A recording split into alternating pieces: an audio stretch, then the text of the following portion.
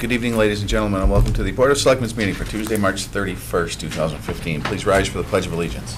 I pledge allegiance to the flag of the United States of America and to the republic for which it stands, one nation, under God, indivisible, with liberty and justice for all.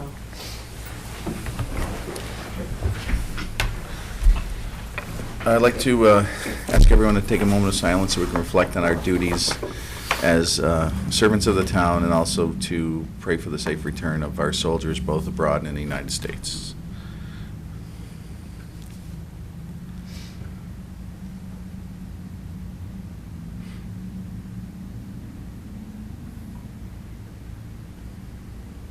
Thank you.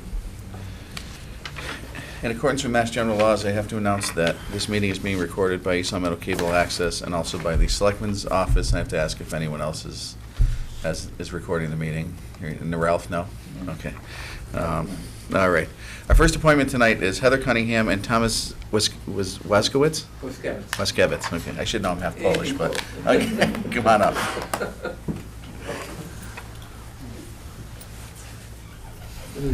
How are you? Hello again. Everybody met in the hallway? Yeah, I know. How's it going?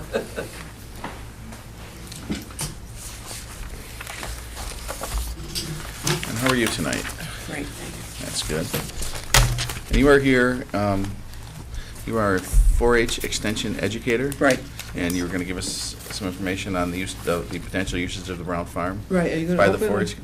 Yep. Yeah, I've got some information, some background and some current All right. ideas of the programs that we offer. Okay. Tom and I met a couple years back, and we went over what the possibility usage for the barn that's standing and the area around it, and it all coincides with what he's handing you. So there's a curriculum in there, which is the pink packet, which goes over everything that we could actually do up at the farm, and it's large, so there's lots of reading. Take your time, look through it, think about it. We've been working with a 4-H group. I partnered with Shannon O'Brien in Wilbraham, and we are actually going to do a community garden plot. The children are. They're writing a $250 grant for that. In the proposal, obviously, we talked about this at the last meeting. A structural request is for in the indoor riding arena in the building, which I put forward. Hopefully we can do that, and then we can go from there with the building. The other proposal was for hand in hand, which I believe everyone has a copy of, but I mean, I made copies for everybody too. So. Is that for the continued usage? That is the continued usage for the Brown Farm. Mine just got a little edited and corrected, spelling error and a couple other things, so. It pretty much explains, I hope, all the questions that we have, so we'll just kind of go through it. We would like to use the Brown Farm property, the building, one and if the structural comes through and it's safe to be used, and we'll review whatever issues. But in the meantime, what we'd like to do is we'd like to put back in place the outside riding arena. The fence posts are there, they exist, and we'd like to be able to complete that. We have posts lined up that I can pay for out of the Brown Farm Fund, and I've spoken to the DPW, and they said they would assist me in digging the post holes and putting it back in place. If we can do that right there alone, we can get up there this summer and we can start running some clinics outside, use the property, get kids up there, start utilizing the property. So I'm hoping that we have permission to be able to do that, because I mean, I can put a post, I can put the fencing back up. We have an outdoor arena. If the town decides down the road that you don't want it, we can take the posts out. But it would be nice to be able to get up there, have an enclosure where you can keep your animals safe and sound, and the kids are safe and sound, and start doing some clinics up there. So. In terms of clinics and workshops and trainings, 4-H offers a lot, and right now we're seeing exponential growth in programming that we haven't seen in about 20 years. There seems to be a back to the land movement. It's grabbed everywhere, all the way from every county we've got, from Essex County all the way to Berkshire County. And what that booklet that you have in front of you shows is that we've got programs in sheep, goats, dog, horse, dairy, rabbits, And we're oftentimes looking to hold clinics, educational clinics, trainings, workshops for youth in the area. So this would be, it has unforeseen potential. It could be one of the greatest gems that you've got here. You know, like in Hadley, we have a farm museum in the center of our town, which is our gem. People who drive by don't know it's there. I'm just got on that board, so I'm going to turn that thing into the Yankee Candle of farm museums. And I see the same potential with this site. We had a chance to walk it a year ago, and it could just embody agricultural education for greater East Long Meadow area. There's nothing like it that I've seen around here. Okay. And through the chair, you would be working with the schools as well? Yeah, we'd be looking with schools and other nonprofit, other youth organizations. We've got a kind of a unique situation. We're part of UMass, which is what's considered a land grant. So our job is to take the research in the agricultural fields and youth development fields and the volunteerism and bring it out to the local communities. That's what our job is.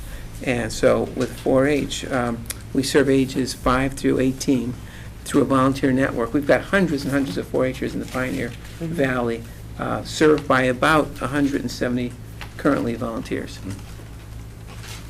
Okay, sounds interesting. And you've got a school right across the street. Yeah. Yeah. Any other comments from the board? No. Okay. All right. So we've got all this information. As far as, I mean, I don't know, I don't know if you have any comments. I don't see any. Well, I know that she's been before us several times, and I know that the land has been sitting there, waiting and waiting. And so here before us, we have a proposal that's not only going to just benefit the gardeners, the gardeners of East Long Meadow, but it also help our children and hopefully get some more volunteers in. So I think it's time to move. Okay, the only, I don't know, as far as in order to do this, we have to have the inspection. I would assume that's like first. Well, that's the building, but Yeah. the outside arena is completely Mhm. separate, so it's a two, you know, we have a Yes. process that we're taking for the buildings, and I Mhm. understand that, and I'm patient, and I'm hoping they're gonna come back with some good findings, and then if we have permission to do that, we can move forward on the buildings. But in the meantime, we have The the outside posts that area. are already there, Yep. and I have everything lined up to be able to put it as soon as we have permission to do so. Mhm. And that's really easy breezy. I And mean, so you can get things started for I the could, summer? as soon as the ground is thawed, April 12th, we're going to pick up posts Okay. for my property. So I was just gonna go ahead and do, might as well just pick them up for the Brown Farm. Mhm. I have enough money in our funds to pay for that. Mhm. And like I said, DPW has the post hole digger. Once they're done sorting out the fields and filling in the potholes by the deadline of whatever they need to do, I think it's June. Bob had no problem. He said, he looked into it and he said, Heather, we can help you. And these aren't tax dollars. I'm not asking for any money. That's right, as you need It's to a say day, that. a day, or it's actually probably just a few hours for the gentleman to come out and do post holes. Mhm. I'll have it all marked out. They're gonna have a machine. You just bang them out and you put in the post. I mean, it took us probably 4 hours to put in a 65 by 100 area in my yard, so with half of it's already done. Mhm. There's 200 feet that's already, the posts are already there. Mhm. And so we're looking at, 400 feet of posts. Mhm. It's a day's work. Mhm. Guys, I'm not trying to burden the town. I'm actually trying to just, enhance it and help the town, so. Mhm. It's explained as far as the 4-H for liability. Our Yeah. council said that we could write a writer, we're gonna allow, we're gonna give you ample time to know whatever programs are gonna be coming forth. We'd be notifying, like we've had with our member of understanding for the agreement. If we have volunteers up there, you're gonna know, we're gonna be Mhm. there, and who's gonna be there. There'll be a list. Yeah, and obviously, as usual, Oh. we'll want, go ahead. Oh, I'm sorry, I just remembered. The Friends of the Brown Farm joined the Farm Bureau Federation, and I ordered the signs that I spoke about the last time for riding, and I've ordered them for the building. So they'll be posted. Once they're posted, like a trespassing sign or anything else, you are there, and you're already signing your liability contract and your waiver. So that's covered. Okay? Do you have a copy of that? You can have this. Okay. I already, I have the signs. That's a Okay. copy of it. Yeah, I just want to, as usual, bounce it off our town attorney. Absolutely, absolutely. As with the, I just want to get some insight with him as far as the inspection of the barns. But other than that, I mean, the building. Other than that, as we discussed before, and I think the board agrees, other people have talked about things, but no one else has actually brought forward a plan. So it'd be nice to use the land. I can show for you, I now. do have the plot plan also, exactly where everything's going, because when Michael Smith did the surveying for us in the past, which has been certified through, and this has already been approved through, you know, what we did before with the memorandum of understanding. Mhm. So you can exactly see where it is. The posts are already there, so you have an existing fence line. So, Angela, see how Okay, I'm the coming. gardens are here, Yeah. our roadway's here, Mhm. and our existing fence line goes right across. Oh, okay. Okay, and that's already there, and it's on both sides of the road. We're only gonna use, obviously, this side in front of the buildings. Mhm. There's plenty of room, plenty. When the road was put in and the parking was put in, they didn't even, you know, they didn't infringe on this at all. Mhm. Okay. Infringe. They didn't infringe on that area at all. So the people who actually leased the barn before the town purchased the property, they had already they put $10,000 worth of sand in that area. I'm sure it's blown away because it's been sitting for 10 years. I mean, sand's gonna blow Right. away. But if we can, you know, turn it over a little bit, get some of the weeds out, we're looking at a really nice area to ride. Mhm. And do Okay. clinics with dogs, rabbits, goats, sheep, you know, whatever we can get up there. Okay. So, and then we also talked about with the DPW, what we were gonna use for rails. And, not that I'm gonna electrify it, but animals respect the wires, and they have this beautiful taping, which can be, you know, they have it in like 4-inch spans. Mhm. And I was just gonna, for now, because I can afford that, just put that up in rows of 3, and then slowly, you know, raise money to be able to put the regular rails up. Mhm. Okay. So that's, you know, something that can be done very, very quickly. We can be doing things up there by the summertime. Exactly. We have the trailer, we have the horses, Through we have the chair. people. Yeah. Through the chair, I would think that, you know, to get things moving, perhaps we could just approve the 4-H and The rail, the rail, Yep. the outdoor Okay. arena, and then have our attorney look over the signs that you're referring to.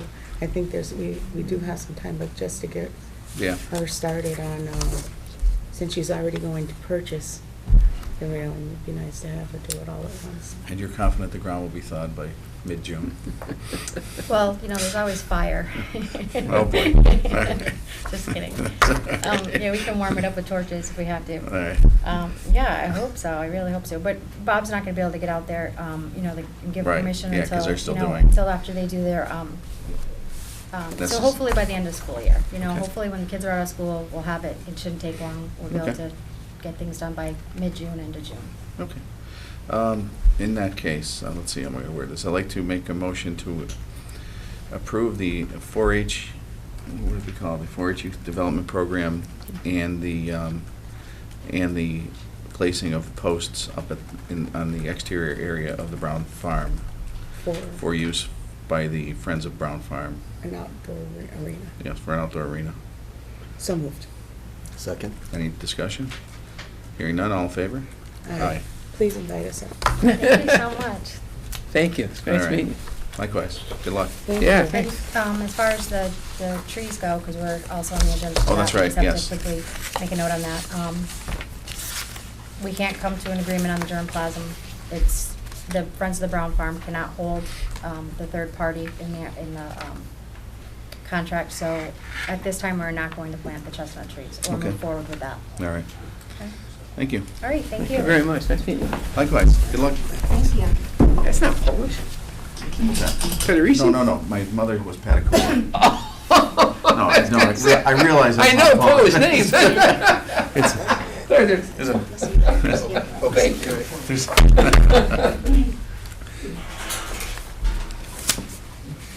All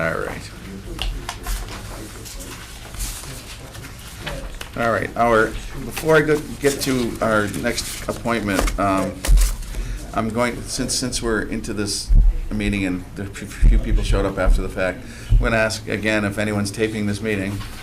Could you state your name? Chris Kudrow. All right, thanks, Chris. Just want to be official. All right, our 6:15 meeting is our building commissioner, Dan Hellier. I would like to bring up with me, if you don't mind. Sure. Mr.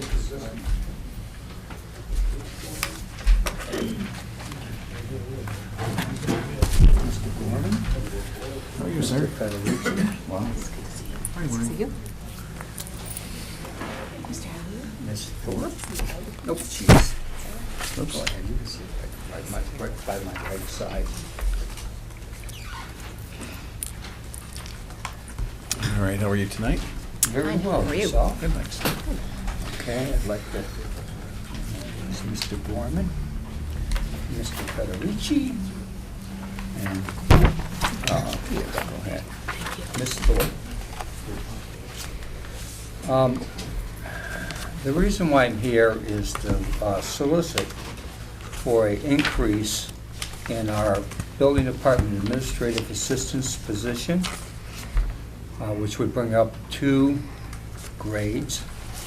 And also 2 is an increase in the salaries for my electrical inspector and my plumbing/gas inspector, who have not received a raise since 2002. They currently get paid $25 an hour. You have the information. $25 an hour. Also, too, is I'd like to increase that by $5 an hour, which would bring them to $30 an hour. Now, both the electrical inspector and the plumbing gas inspector, they're required to be certified as myself, like I too. They have not received a raise since 2002. They are both master plumber, gas fitter, and master electrician. After looking at other municipalities, it's been difficult to determine a balance in there, simply because the other municipalities are paying them by inspection. So it's kind of a complicated issue right now, and Long Meadow's having to deal with this at this time. Because now they're gonna put out the plumbing gas, which is Buddy, ours is saying, and Wally Kloon over Long Meadow, they're gonna be putting out their positions for bids now, because they feel that they're required under the procurement laws, which is questionable, but I'm not an attorney. But I'd like to increase theirs by $5 an hour. I'd like to bring Ms. Tyberski's, I'm sorry, It's okay. Ms. Tyberski's up to a grade 6, grade 10, step 6. And that's an issue with, questionable with, and Nick Bro would probably be able to answer the question, what the union requires. We're having a difficult time understanding the contract. Okay. It's very, very yeah. difficult to understand the because- contract. Since Submission of her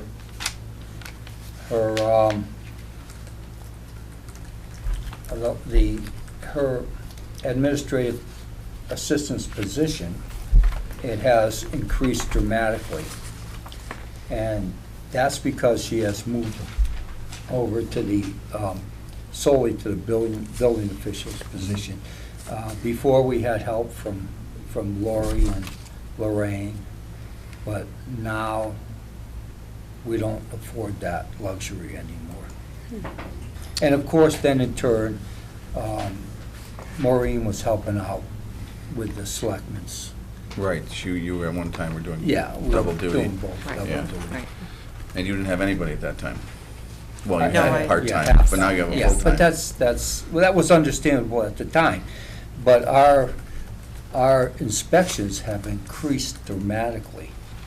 Our revenue right now is at, and Maureen has the figures on that. I'd say 182 plus, 182,000 plus for 2014. That was taken in by building, electric, plumbing, and gas permits. Now comparable to, like, Comparable to Long Meadow is Well, no, probably no. about. comparable to here, like in the past? In 2014, Oh, what it's did we do? increased How much? by, I'd have to look at the town report in order Right. Okay. to do that. Not only that, there's another caveat that I have to throw into that. Our department has been spearheading the lighting retrofits and energy saving projects, which has saved the town $111,000 on their, for what we've given them. Now, you have to understand that once we give, people take. Mhm. But for $111,000, that's how much we have worked to save the town in energy savings. Mhm. Yeah, because I think I was on the board when, Yeah, it's We voted on this. continued. And that's not counting, we just had an audit done on the library. I don't know what the savings is gonna be yet, because that has not come back. We've relamped the high school with dimmable LED lamps. This dropped it by 2/3 of their savings, but then that in turn, that's incorporated into the whole bill. So that percentage would have to be figured out, and that really can't be, because it depends on how often they use it. mhm. We're working right now with the expediter. We're going to replace the lighting out in the, those bulbs, those round bulbs. We're going to replace those. Those belong to the town. They're going to be replaced with LEDs. National Grid's going to provide those to us. Steve from DPW is going to put them in. So that's going to show a savings. We also, if nobody's noticed, traffic lights. We changed them to LEDs. That alone, and that's just on the cost of maintaining them, Mhm. is $17,000 annually. And then we can throw in, the parking lights at Birchland Park, which lowered it by 50%. Are all these figures annual, or are some one-time Annual. figures? Okay. Annual. Everything is annual. Okay. And that fluctuates on the cost Yeah.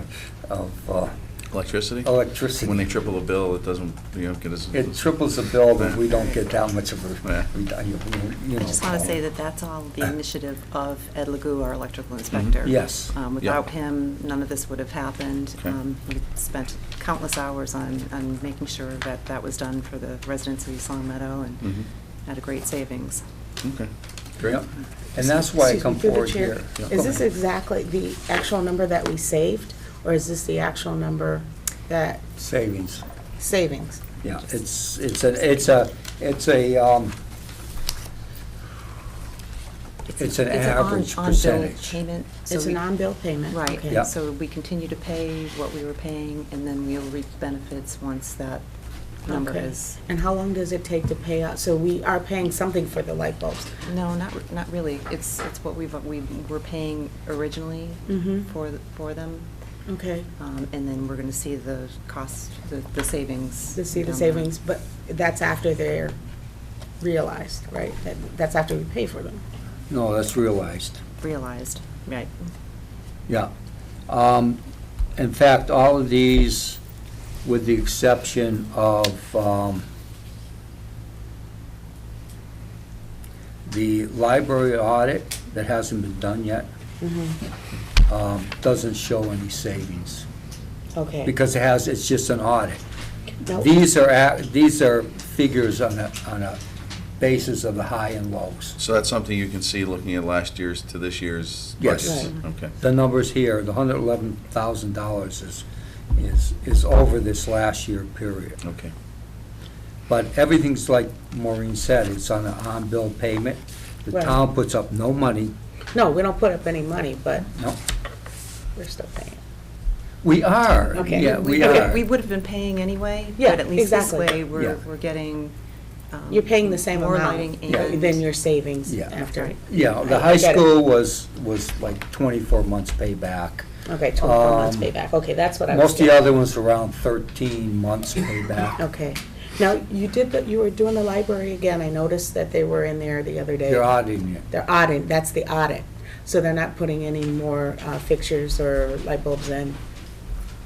No, not until agreement has, not until they do the audit and figure out if it meets the savings standards that Okay. we're looking at. And so if it does, do you come back to us, or do you just go ahead and do it? That's a point of confusion. Well, let's try to get I that would cleared up. prefer to deal with the chairman of the Board of Selectmen regarding this, but DPW, their hands in it, so I'm not sure what's going on. We're Perhaps just here, pushing look it. and see.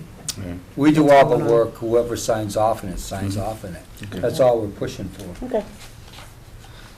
But you have to realize that the trigger time in this is really, really quick. Mhm. Because this is a program that will expire if we don't act Right, quick I on it. Right, I understand, yeah. And we go for the biggest bang for the buck. because, Absolutely. We've had Sure. them call up and say, you want to wait? Wait another month and a half, I get you We've 25. had to call them and ask them? No, to they wait? have. We'll give you a 25% kicker. It's coming out.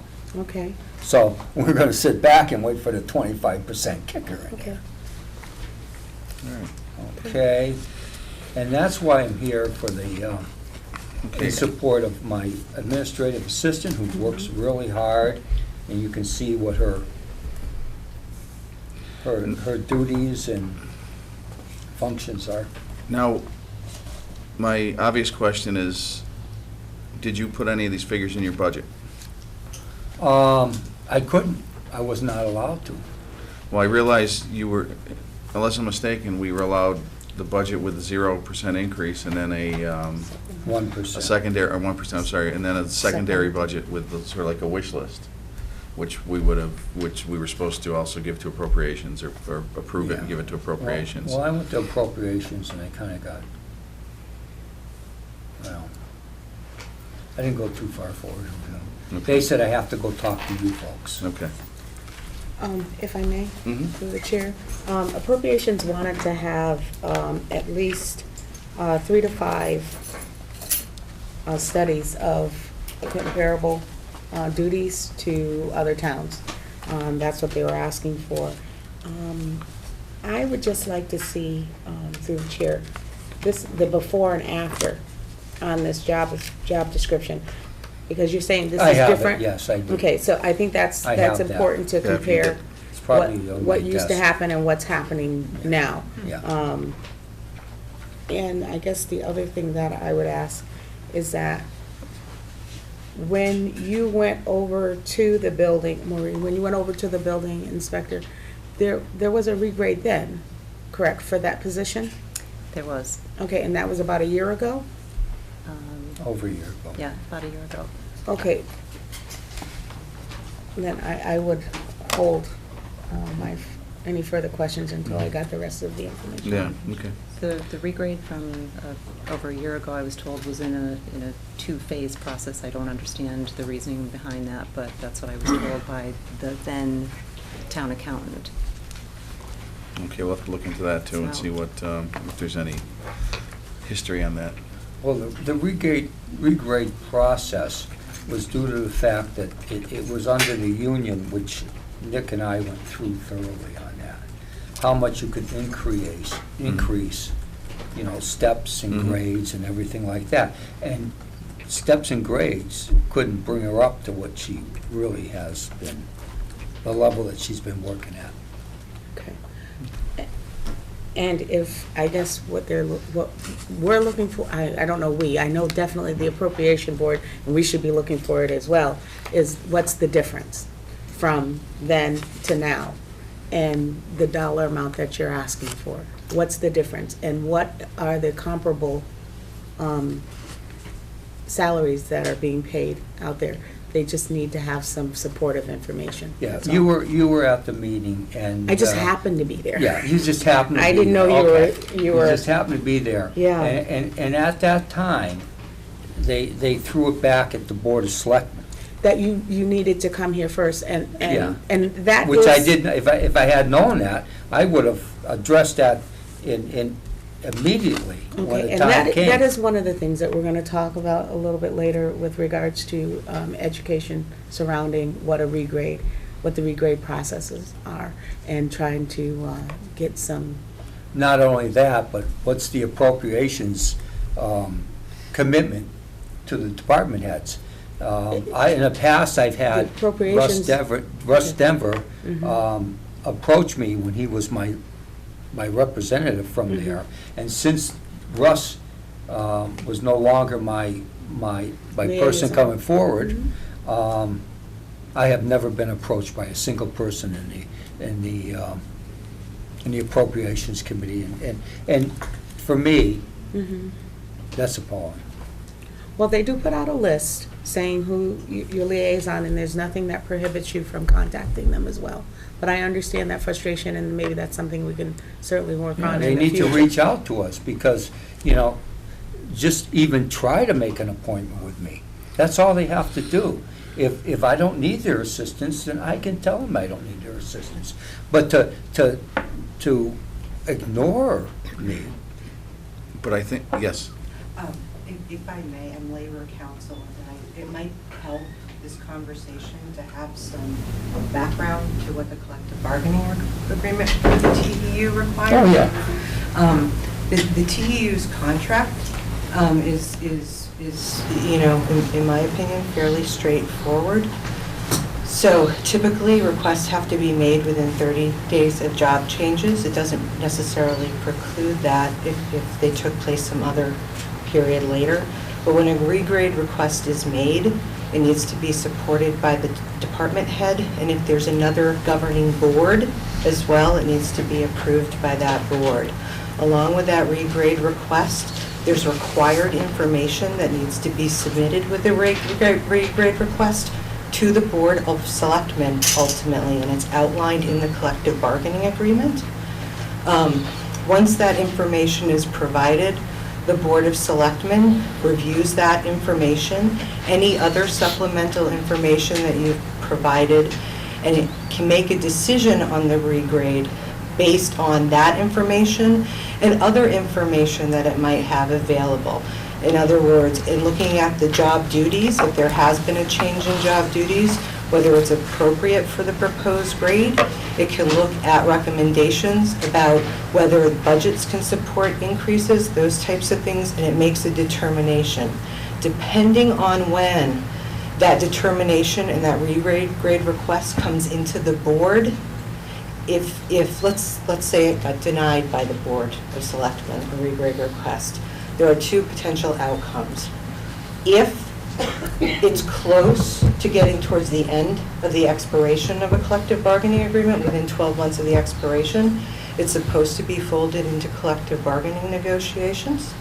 If the regrade request is made outside of that 12-month window, then it could potentially go to a binding arbitration decision if that was selected and supported by the TEU.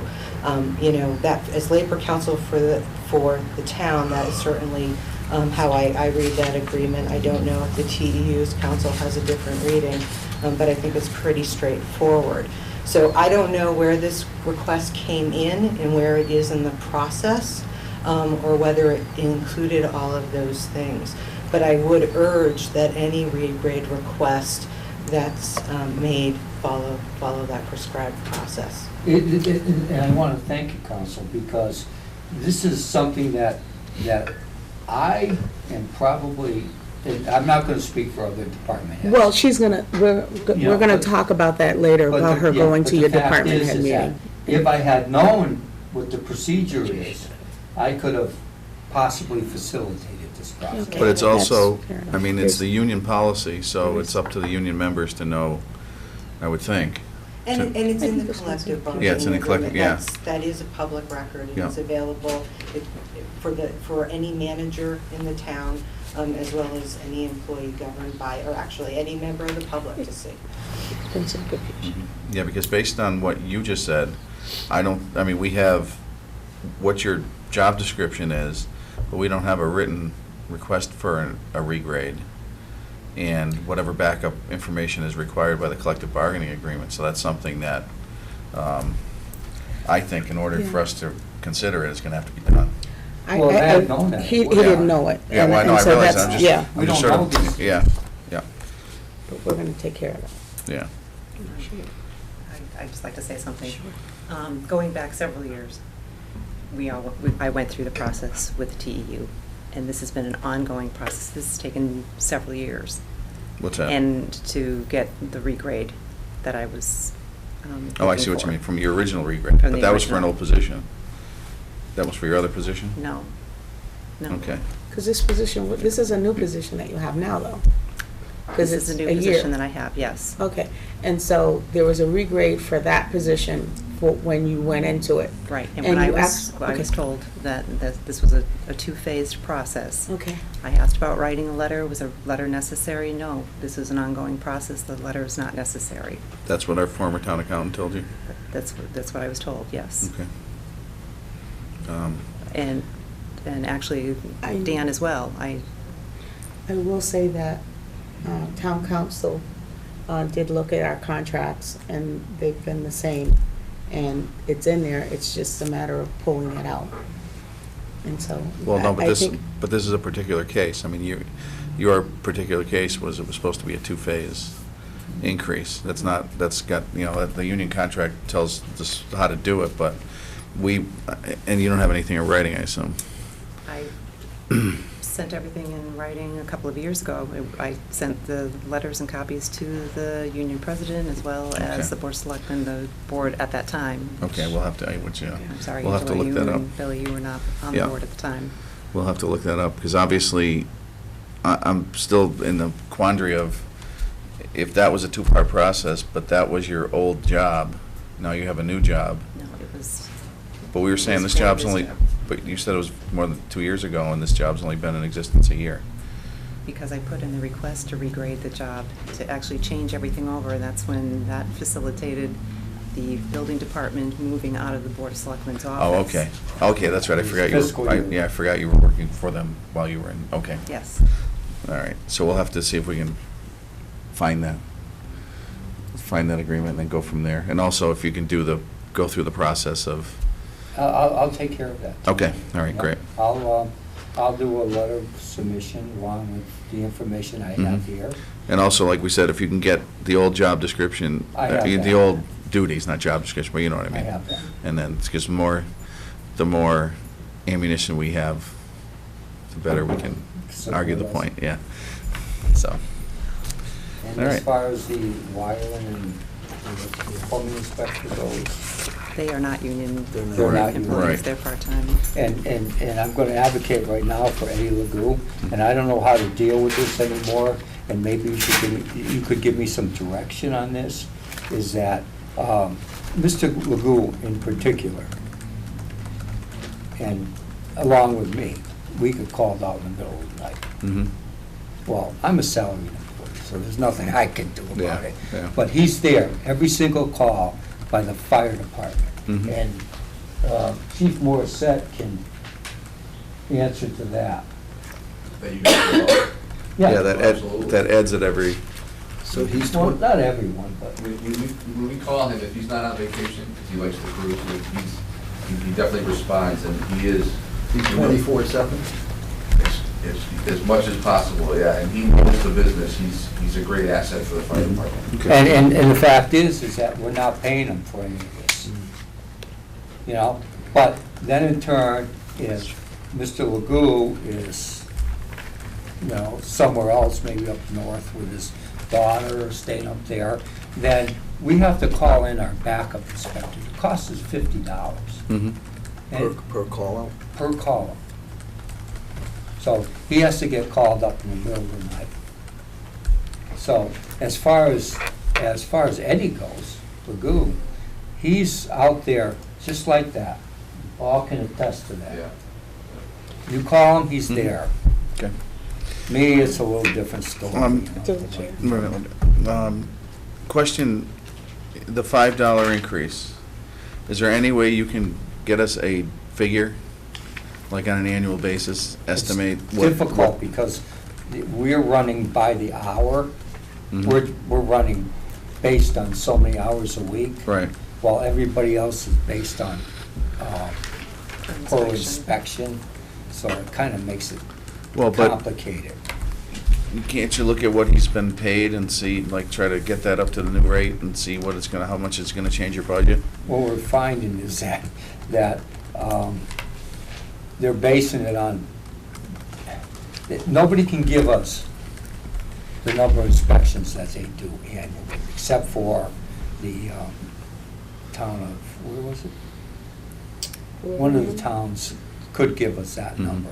Wilbraham told you that they're giving according to my notes, Yeah, $60,000, and they receive 80% of the inspection fees. that's what we're in. And Long Meadow was $20.60, this is what you had said, Yeah, $20.66 per inspection. yeah. And they do about over 800 a year, Yep. according to you. Yep. So, But they- what, I'm sorry. through the chair again, again, the appropriations had requested for the data, and asked for it to come from the Board of Selectmen. So that's where, Okay, well, that's where what I'm- that is.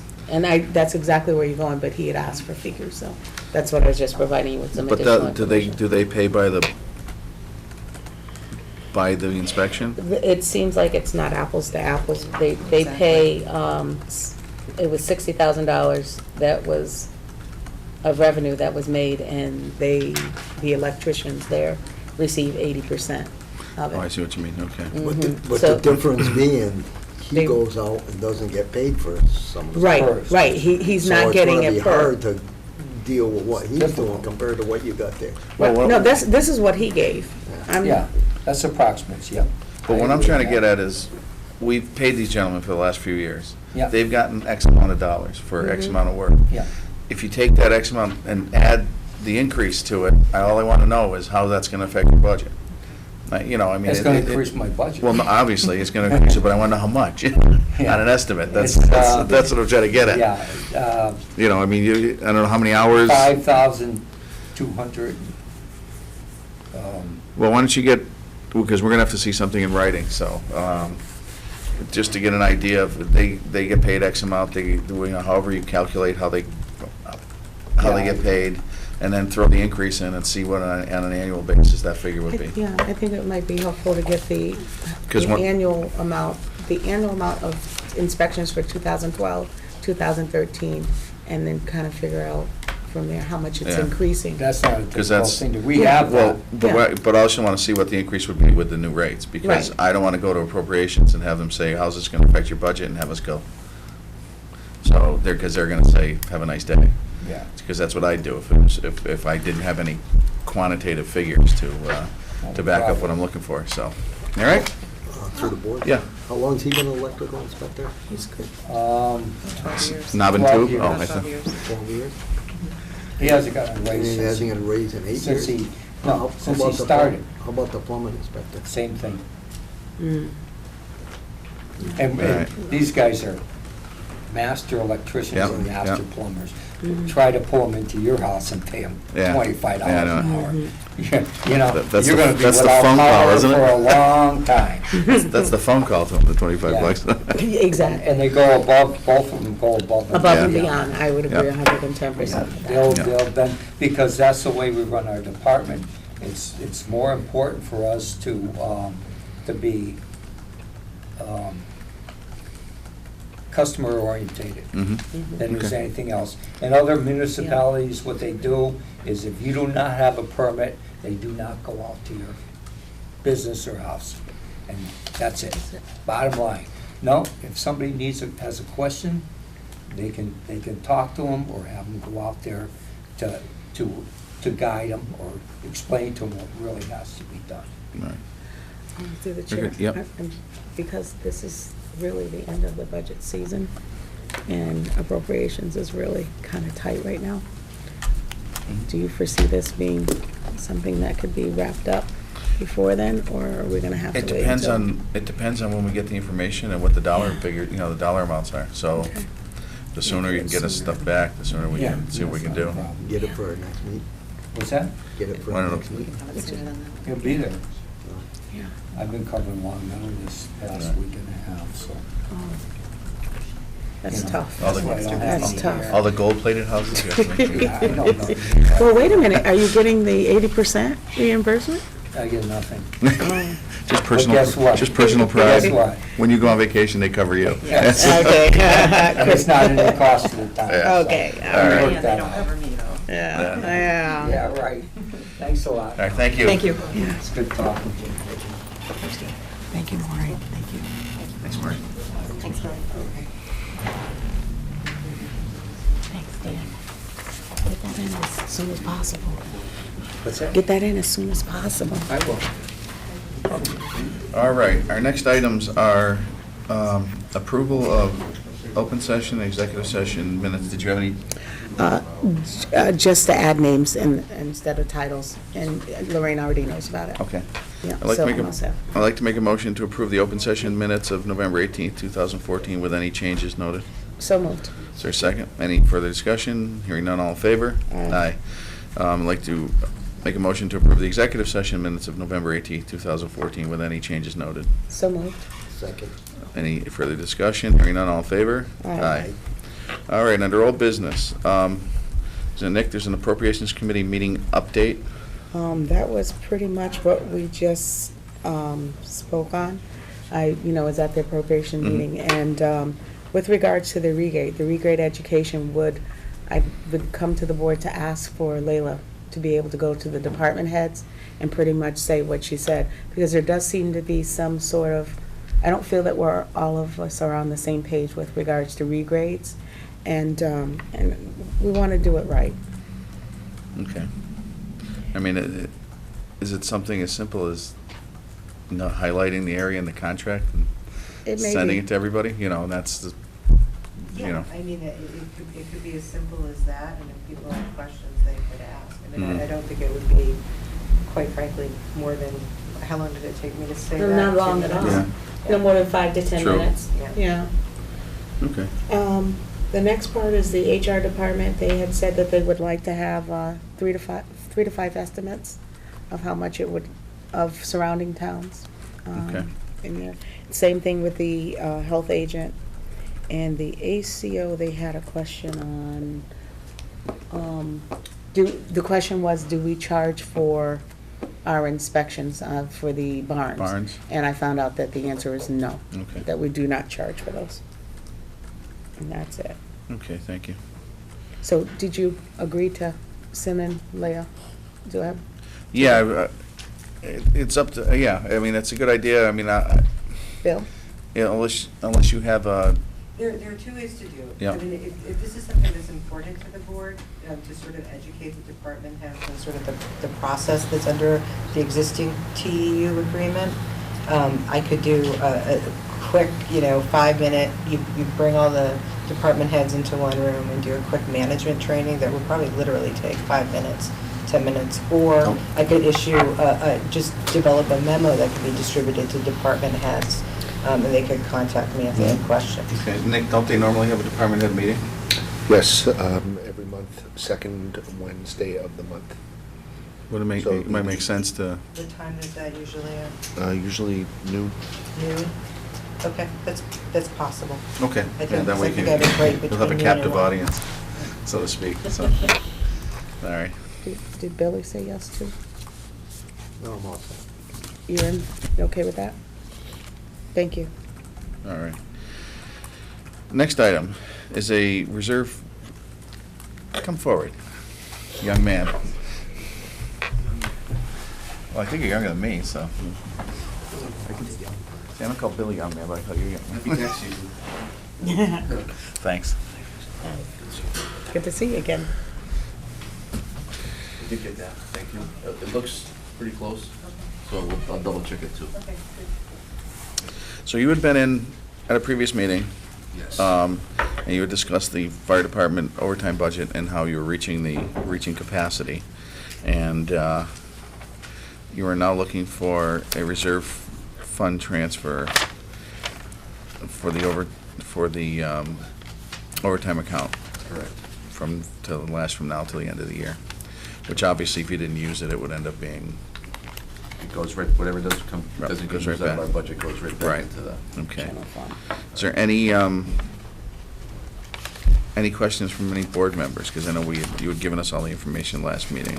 It did drop off a little bit, so that number's a little bit less than last time. Okay. I'm just trying to run with my, 4,000. yeah, I'm just Yeah. trying to run with my projections. In the past, Okay. the past 2 weeks have been below our standard budgeted amount, and so it's just, Because was it the last time at 26,000? it was, right, Yeah. and it's below my budgeted, again, the past 2 weeks have been below my budgeted amount that we usually begin the year with, so, fortunately, it's been, I don't know if people saw me on the television and decided not to call, but it's been real quiet. I mean, the guys, actually, I'm getting texts all the time, like, my pager broken? Yeah, the word got out. Yeah, I don't know, I just, Yeah, they're fighting their own fires because they don't want to. So- I hope not. It's all the snow.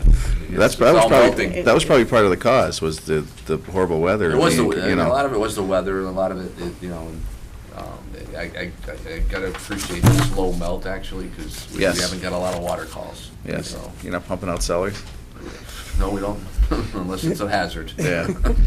All right. Any further questions from the board? Okay, then I'd like to make a motion to approve the reserve fund transfer of $22,000 for the fire department overtime budget. So moved. Is there a second? Second. Any further discussion? Hearing none, all in favor? Aye. Aye. And with any luck, you'll be turning back 18 of it. I'll keep the board. Yeah, let us know how it's close you going. get. Okay, Yeah, thanks. and, Yeah, your monthly meetings, just let us know Yep.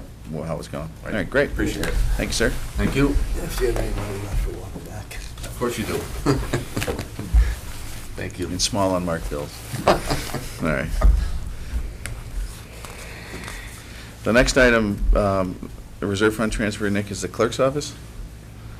Yes, this is something that I received this morning from the clerk. He has submitted to the board a request for a reserve fund transfer in his other expenses line item. I spoke with him and explained that this would be the first chance the board's had to look at it. Generally speaking, the reason for the unexpected increase is due to tax title activity, where in speaking with the clerk, those expenses have gone up. He's got a particular property that he's working on that seems to be a unique case, that if and when it gets settled, however, could result in excess of $40,000 to be recovered. But again, this is sort of a first read for the board. I don't know if there's any questions that you might want to speak with the clerk about directly. First question is, how much is he looking for? 3,000. Okay.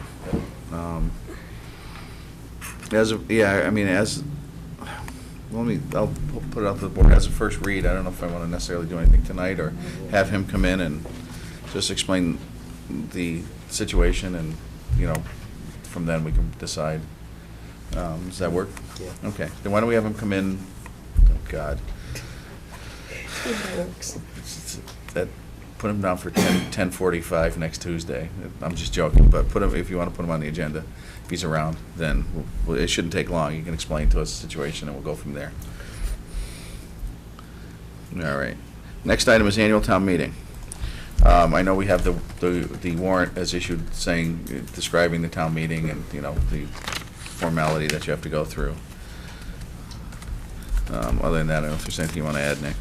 Well, annual town meeting, there's the warrant, and I wanted to just point out to the board that with the new accountant, there will be new formats for certain articles.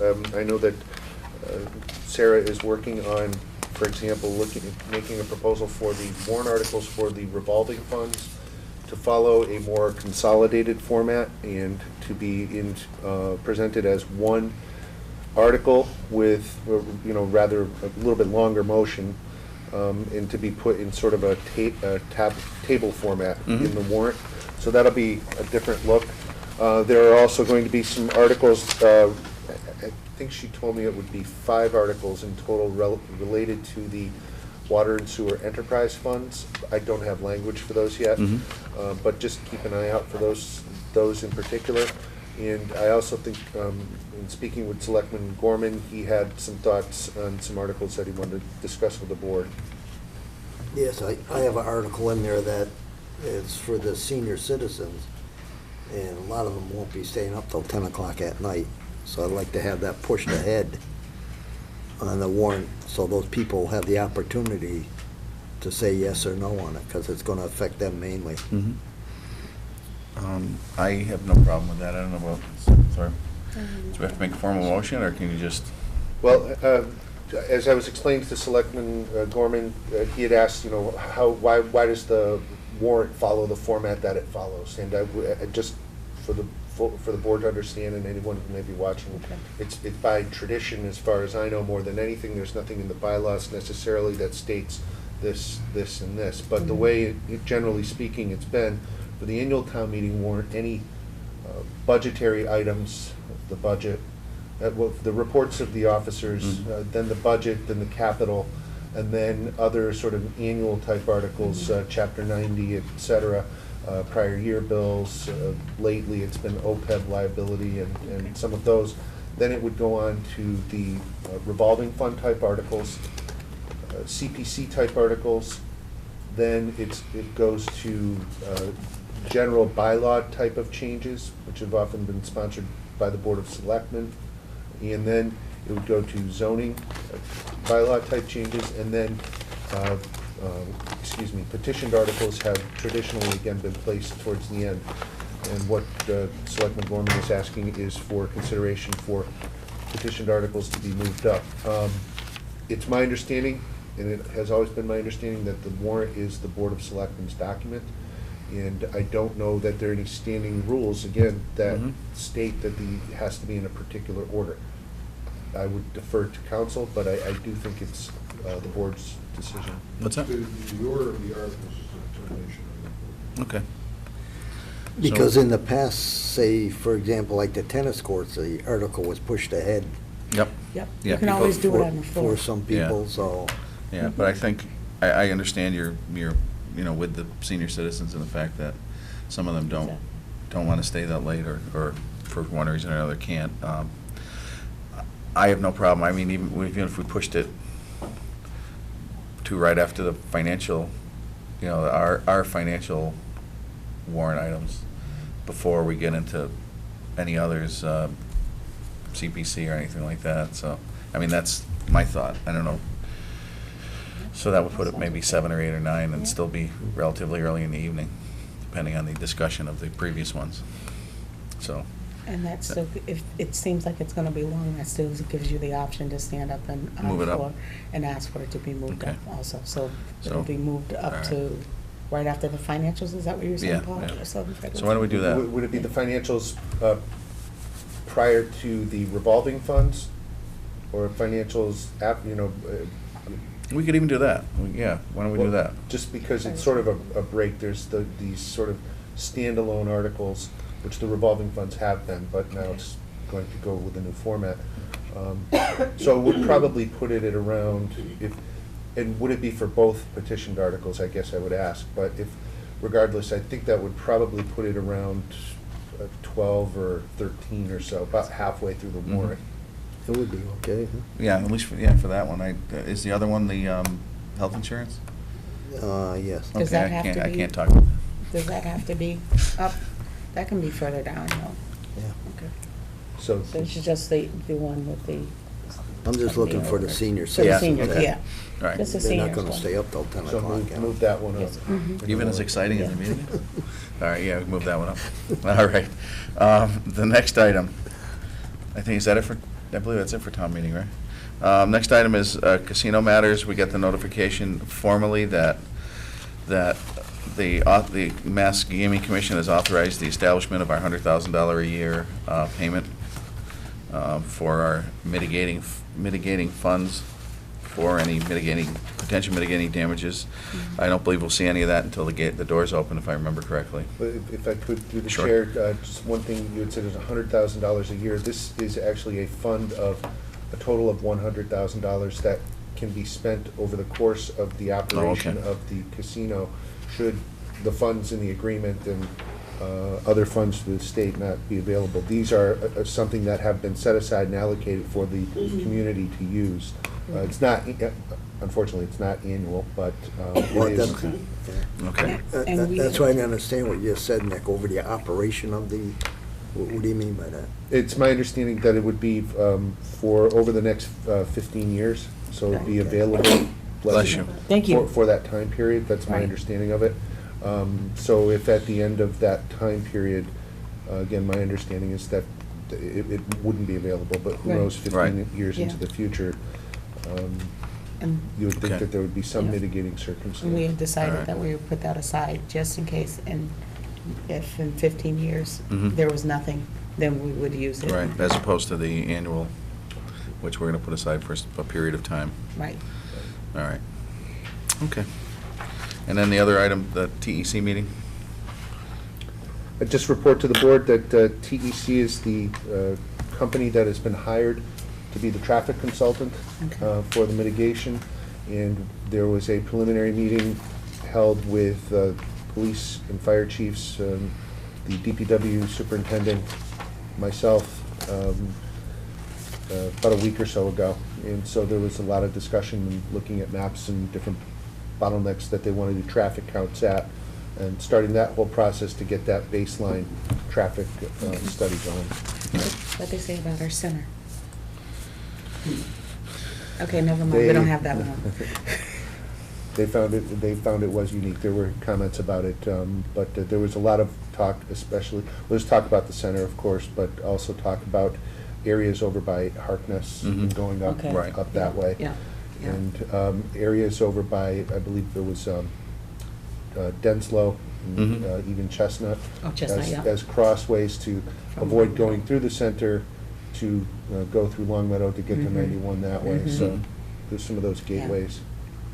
And once people learn you can actually go through the south end and avoid 91 altogether, then Yeah. we'll have North Main Street as See, well. yeah. And there was So- a little bit of talk about that. Yeah, yes, yes. okay. Mhm. All right. That's where we'll put the toll booth. Oh, that's an idea. All right. Next item, we have boards and commission vacancies. We have Conservation Commission. Now, we have, do we have one current vacancy already? Just- I just- believe, and then we have another person who's going to be out of the country for an extended time. Well, through the chair, Mhm. he's not giving his resignation. Right. And I think that's the board's business if they decide that they want to terminate him, so there's really only one position. Okay. Um, But, and I know they have an issue because they met and could not do anything, I believe, last week because they only had 2 members there, so. But again, that's, I statements, I think that's their, if they don't want, if he decides to resign, then that's Right, one thing. right. But he's saying he still wants to stay in the position. Mhm. That's what I read. So, Okay, so I believe we have 3 candidates? Two. 2? Okay. One sent an email on behalf of another.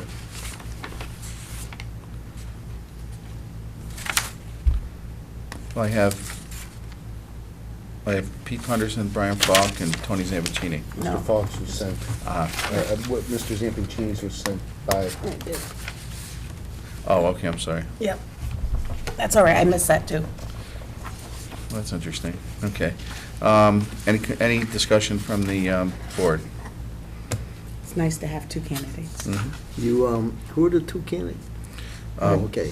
Tony Zampuccini and Pete Punderson. Mhm. Look like Brian Falk was on there. Yeah, well, that's the way it was Yeah, 'cause written, of that's the- what I thought, the too. top, he sent Yeah. it on behalf of him. Yeah, which is sort of strange, but that's a little strange. Let's see, would anyone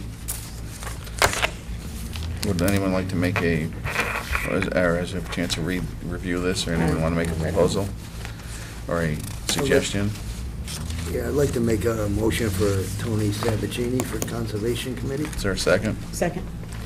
Any further discussion? Hearing none, all in favor? Aye. Can we send a letter to Pete Henderson thanking him Mhm. for his interest?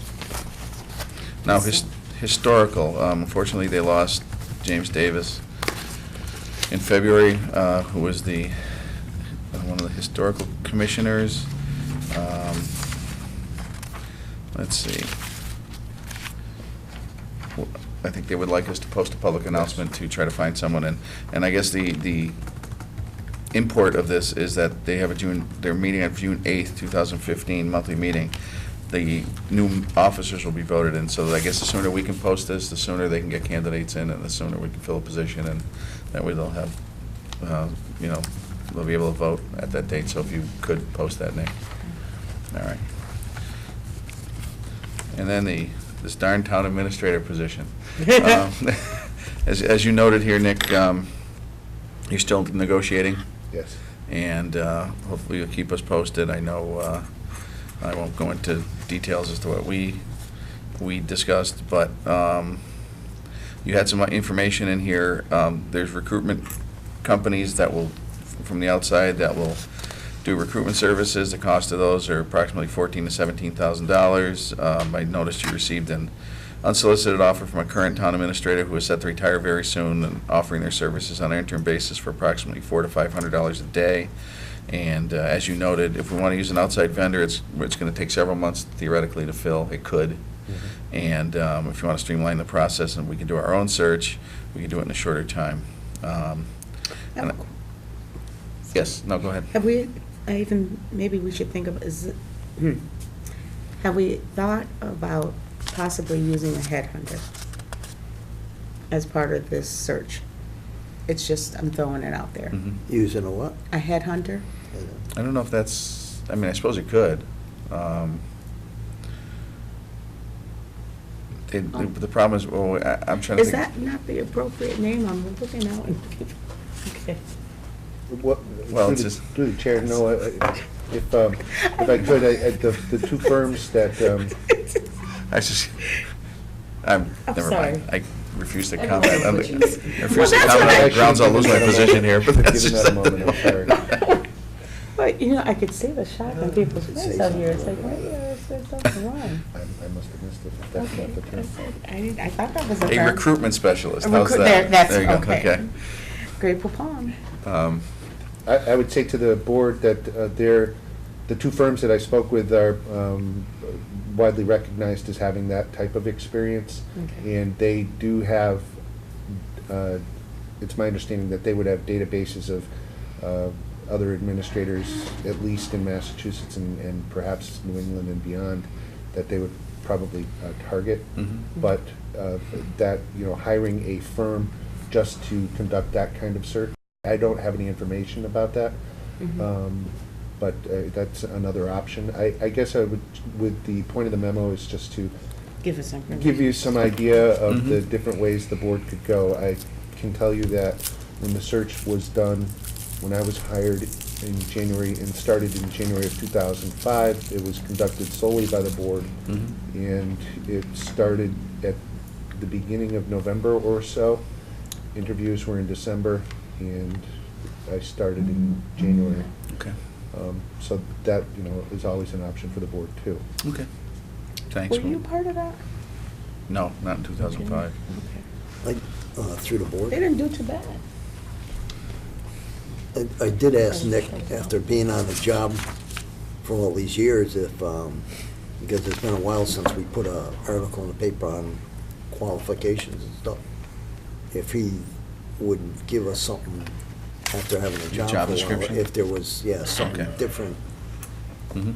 that he would have put on there that he's doing now I was just compared to saying- when he went for the job, yeah. Yeah, he is doing more than what originally the position, the position called for, so. So, yeah, that's a good idea, if you could sort of get an idea, put your job description together, so. All right. To the Yes. chair. Mhm. Is there any way that we could have a change of the order? I see Corinne sitting there. Can we move hers up and handle that? Well, it's just a thought. Are you here for the beloved Affordable Care Act? I think so, yes. And that's what you're here for too, right? And that's under town council, but that's fine, because that's not Do you a, mind? sure, we Would can. everybody okay with that? I feel so bad for you. Well, I'm looking at you and you're a All right. flower, but you're fading just a little bit. You're still beautiful. All right, so why don't we, Not for me. Too long up here. why don't we get everyone up here who's involved in the Affordable Care Act, Affordable Care Act. provided you can do the Reader's Digest condensed version of this, but, ACA, the Reader's Digest Committee. I mean, you know the chair, how are you? All right. I'll just be shorter than I know. Josh Public. Nice to meet you. Hi, Josh. Nice to meet you. Last but not least, Josh. Yes. Sorry, Liz. All right, you are here to go through the wonderful world of the Affordable Care Act and what it means to the town of East Long Meadow and its employees. And with that, I'd just like to say one thing before we start for the board. We got to make a decision tonight. I talked to Sarah and I talked to Corinne. We gotta vote on it tonight. We can't put this off again. on what, the Affordable Care? Yeah. Okay. Yeah, and how we're gonna do it, yeah. Okay. Different questions that as selectmen, we should be kind of leading them or telling them what they have Okay. to do. Mhm. Thank you. Thank you. Thank you.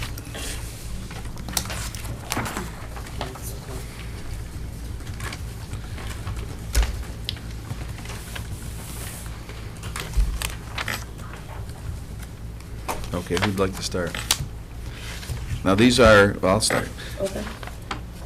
These are these are compliance questions that are something that will be asked, or we have to decide on.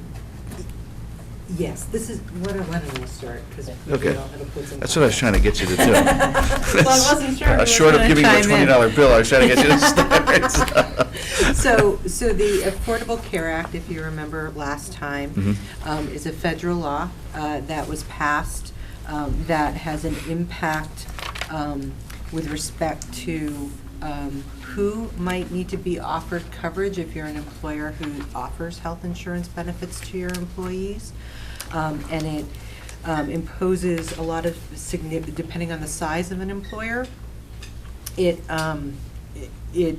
really involves some new requirements with respect to tracking employees, as well, their hours worked, as well as who you might have to make an offer of coverage to, or who you might not make offers of coverage to.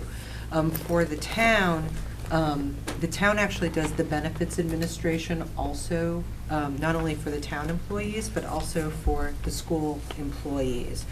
And so really, even though the school district is a separate legal entity, as a practical matter from a benefits administration piece, there is a, you really have to look at both of these groups and sort of what the obligations are. It's my understanding, from talking to Corinne, as well as Sarah Menard, the accountant, that both on the town and on the school side, there are at least 100 employees on each side that likely would automatically, by virtue of the number of hours they work in a school year, be covered under the ACA. And so that means you're considered what's a large employer. However, that doesn't mean those are the only people you have to offer Right. coverages. As a town, under 32B, you already have, if somebody's working 20 or more hours a week on a regular basis, you already offer them coverage. And so because the town and the school really capture a lot more employees than normally an employer might capture, but you still have recreation employees who are seasonal. You still have, on the school side, substitutes. There are coaches. Mhm. There are, all different types of sort of variable hours or seasonal employees that might need to be tracked and captured. So in talking to Corinne and Sarah, our recommendation was that, and there are two different kinds of periods that need to be measured. There's what's called a standard measurement period, which is what applies to everybody always. And then there's what's called an initial measurement period, which is how you sort of bring any new hire into this tracking pool for purposes of the ACA. So two decisions that you have to make as a town are, what is the initial measurement period going to be? What's the initial administrative period going to be, which is the period of time that you offer coverage, and allow somebody to elect if they are deemed eligible during that initial period, and an initial stability period.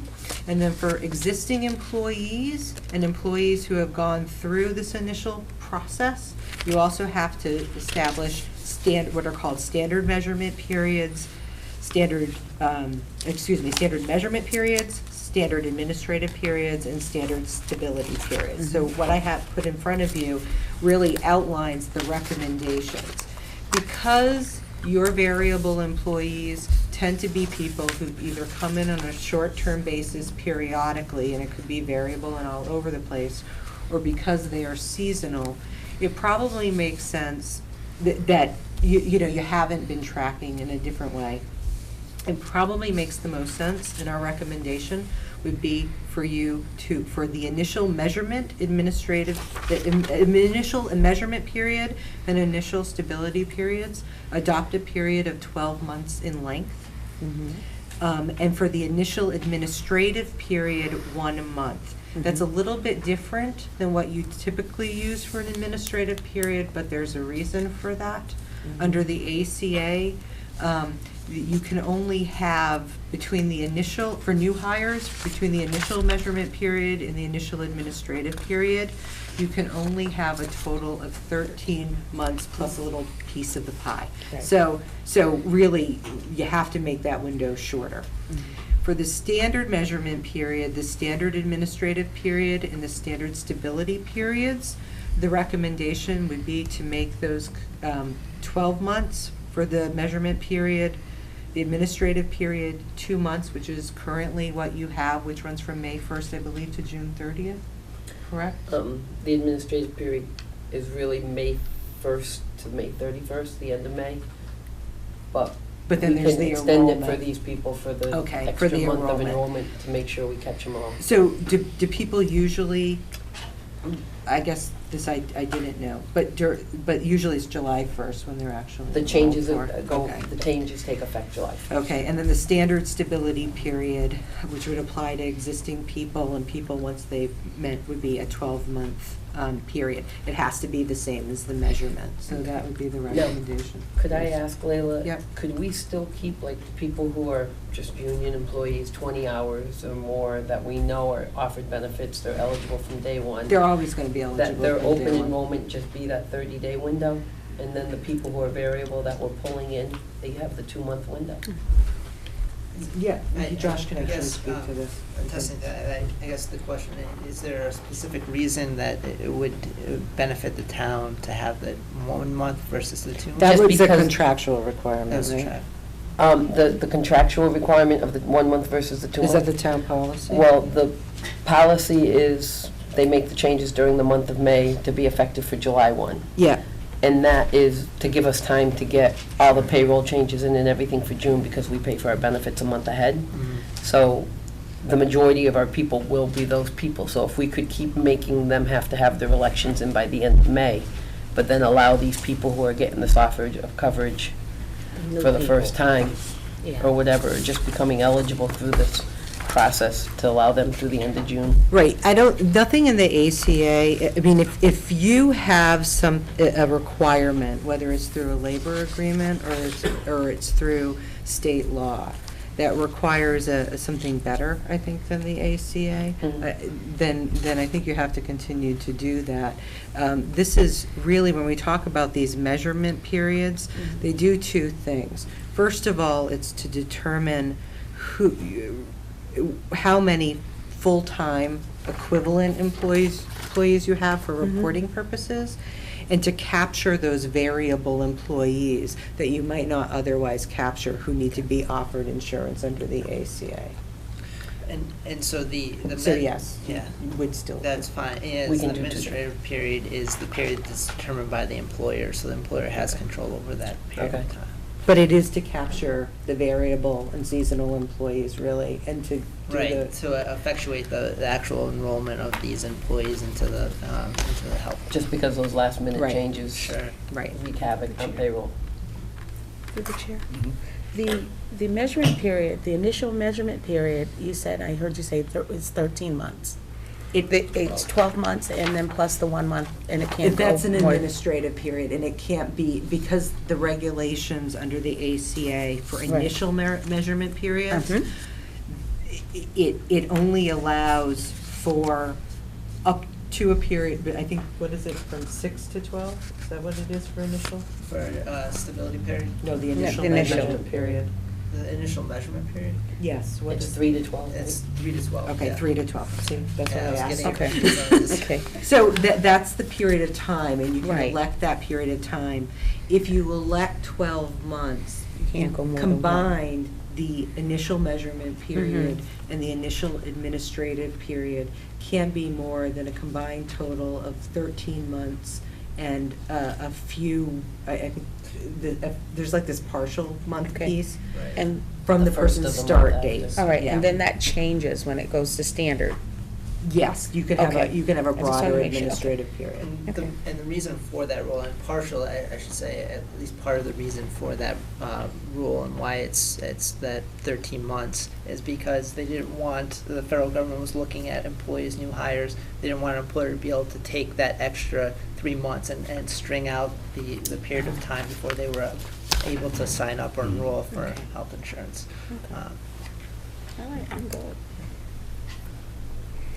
So those are periods where really you would have to vote to elect them, so they can move forward on them. And then the other piece of this is, again, there are potential penalties that are tied to the ACA for noncompliance, and they really could, quite frankly, range from potentially very slight penalties to very expensive ones, depending on the number of penalties that get counted. That's sort of a long conversation to have. But to try to avoid them, one of the things that you need to do is, because your plan year starts in your plan year starting in 2015 starts on July 1st, 2015. You have to look back to determine whether there's anybody currently employed who may not already be offered health insurance coverage, that needs to be offered health insurance coverage before July 1st during an administrative period.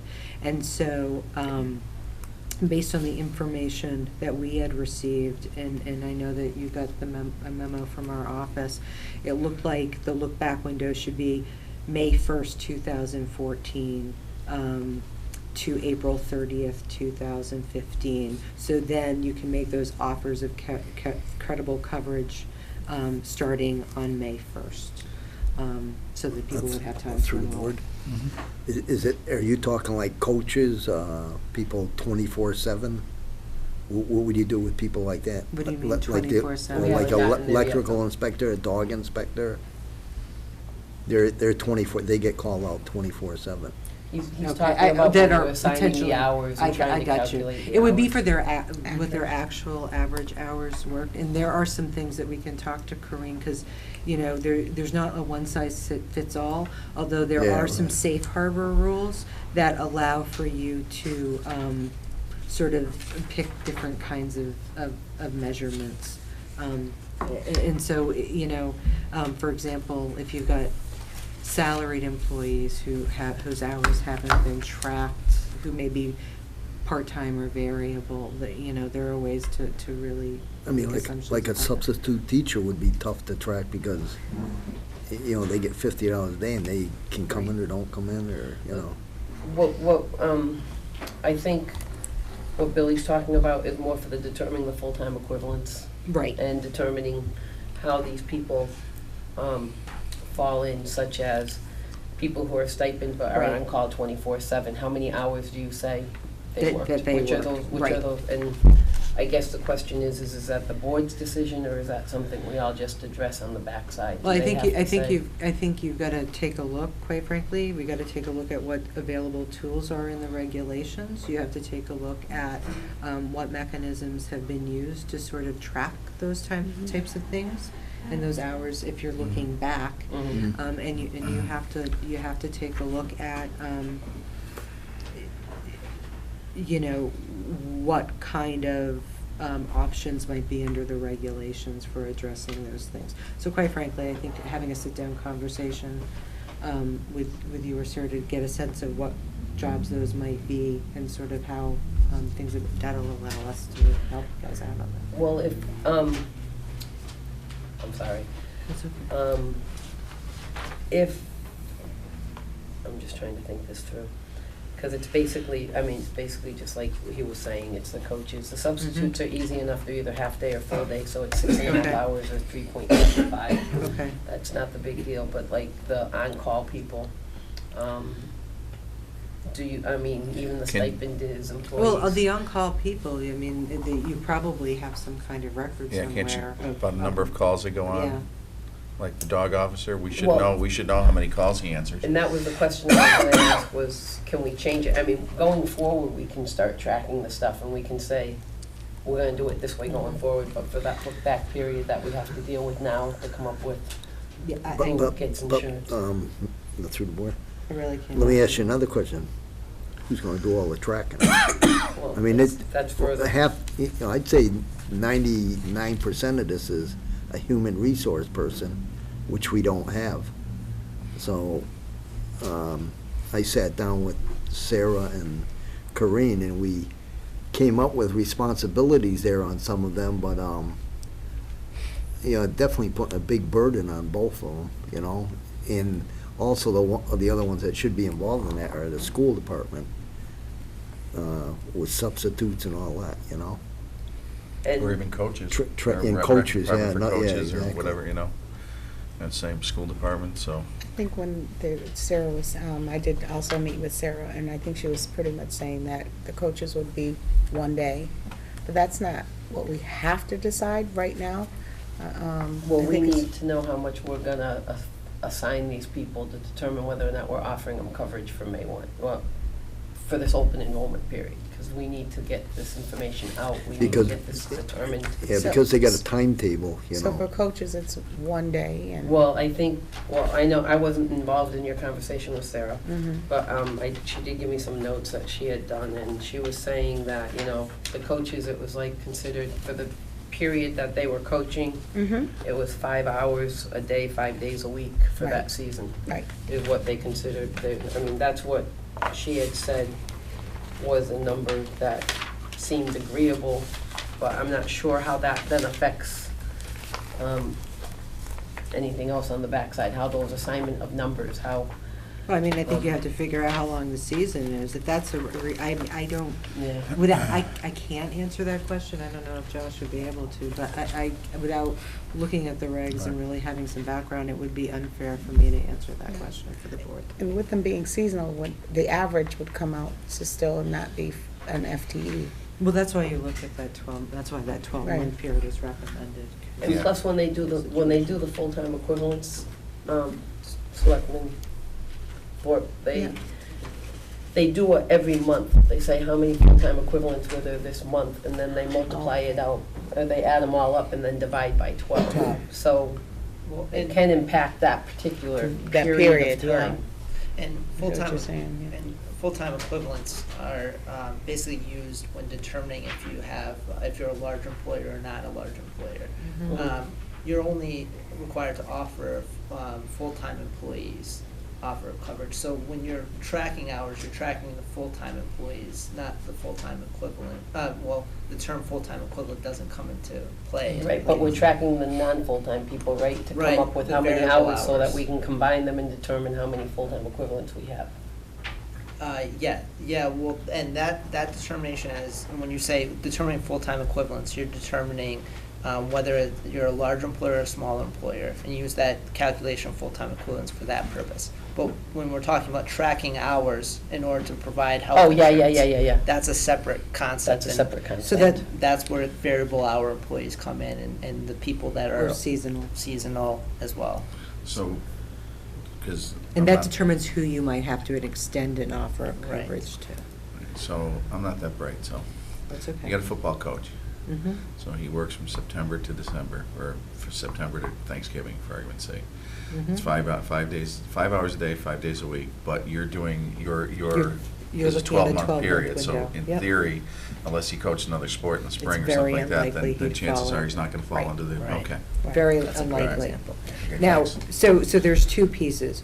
You have to you have to just select a look-back window, which Mhm. for all intents and purposes probably should be May 1st, Mm-hmm. 2004 to April 30th, 2015, yeah. to bring people, existing employees into this, Mhm. this current employee Mhm. election mix in time.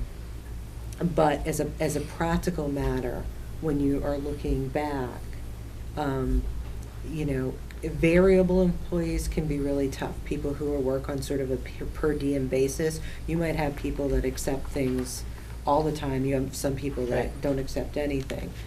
But your example of the football coach, very unlikely that in a 12-month window, you're gonna end up having, To offer coverage. Mhm. Right, right, that's what I But you was still thinking. have to have the data. And he will So you have to track you have to have the report it, data to be able back the fact report that it. you're not offering coverage. Right, and the Right. second hurdle is, so this is a little bit cumbersome with a look back, only because you haven't had sort of tracking mechanisms in place. Mhm. I think the second piece that's important to get into ACA compliance is really making sure that moving forward, as you look at the stability periods moving forward with existing employees, that there are good mechanisms for all different kinds of employees to track hours.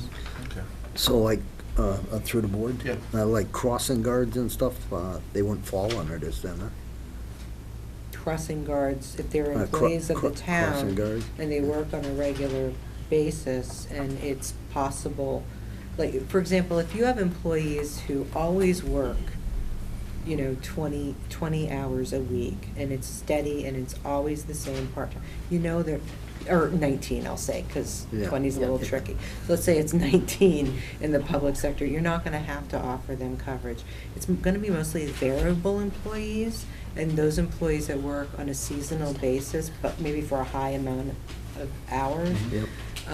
or for a prolonged period, maybe 2 seasons, that you end up, you may have to offer coverage. What Bill is referring to, though, is someone who does the crossing guard job, Right. then goes and works in the cafeteria at the school, Okay, and they're just on different payrolls, okay, but if they're, but they're still working for the town. if they're working for the town, then you have. We have to Combine- catch, combine figure out hours. a way to capture that, all and that. they would possibly, you know, because of vacation weeks and everything else, Mm. may or may not teeter around that 30 hours, but it's a 30-hour, not 20 hours, so it's, but we still have to just get the mechanisms in place to track them. The bad part about this whole thing, when we get a new president, this could all change. It could, I have to say, it's very rare that legislation gets overturned 100%. A Yeah. lot of times there are tweaks and there are changes, but it's a rare thing, so you can hope for it if that's what you want to do, or you can be glad for the added administrative burdens.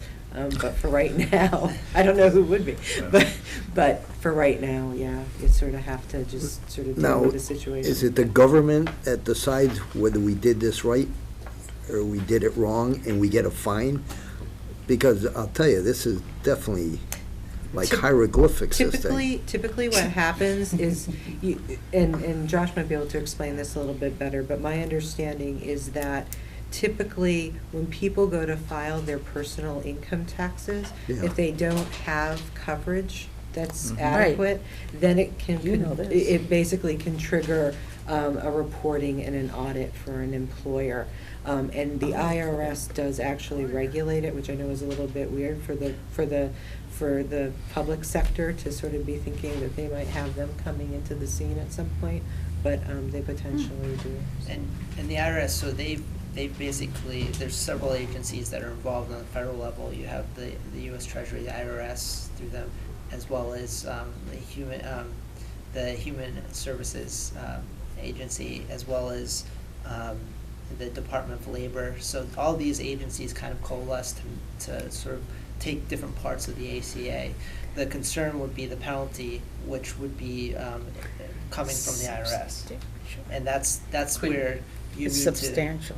Right, that and penalty. it becomes into, and it applies in different circumstances, but that's the concern would be the IRS, and the IRS would pull information from the employers through their returns as well as through the individuals to determine individual returns, so that way they can determine whether there's affordable coverage and minimum value coverage being provided to employees. And with respect to whether your insurance company, your insurance that's being offered by the town is adequate, which is separate from these other questions we're addressing Yeah. tonight, whether that could trigger a penalty.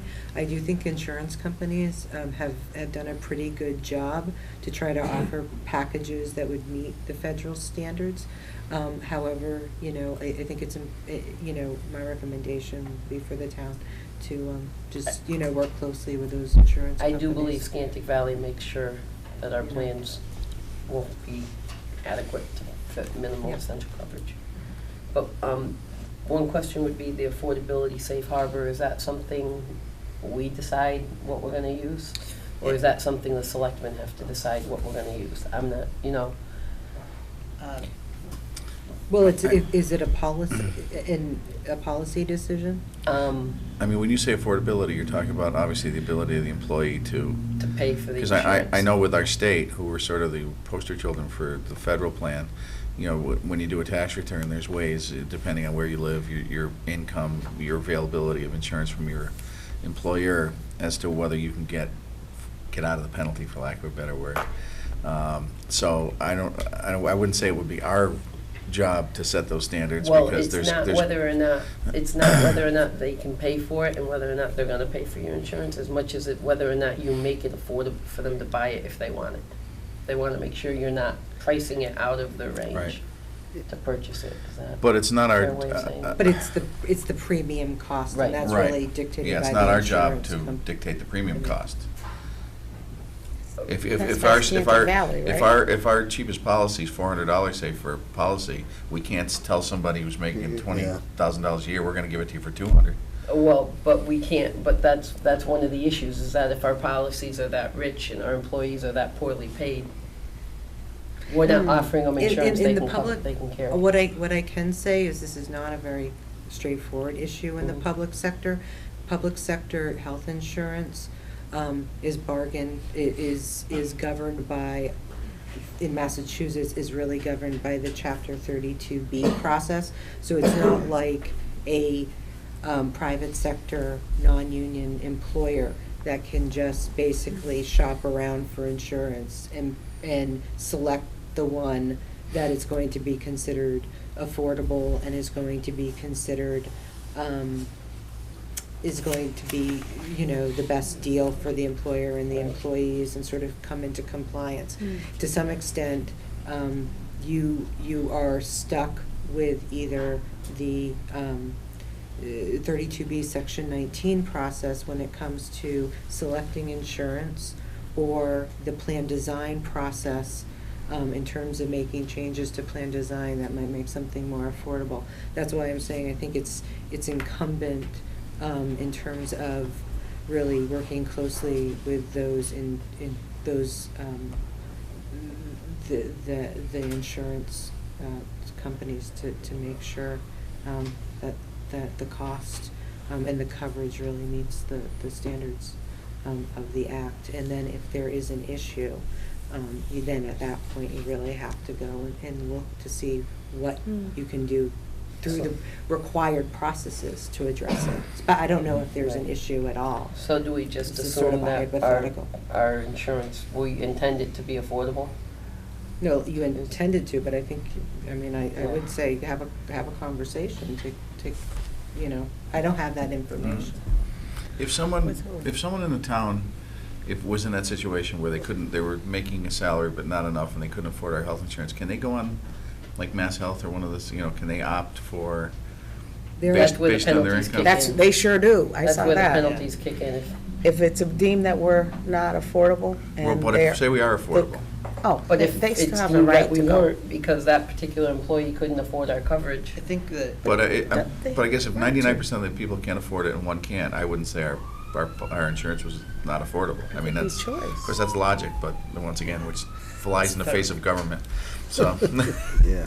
And with I guess the best way to determine whether that one person is to look at that lowest paid individual employee and determine whether the plan is affordable for that individual. And then you're clear that the rest of the employees are being, receiving more, and therefore the plan is affordable. So you should take a look and again, as Layla said, speak to the insurance company about that.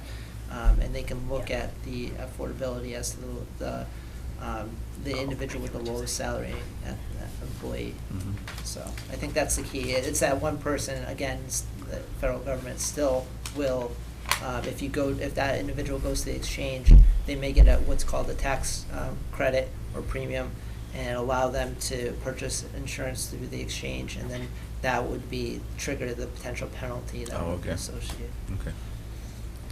All right. So,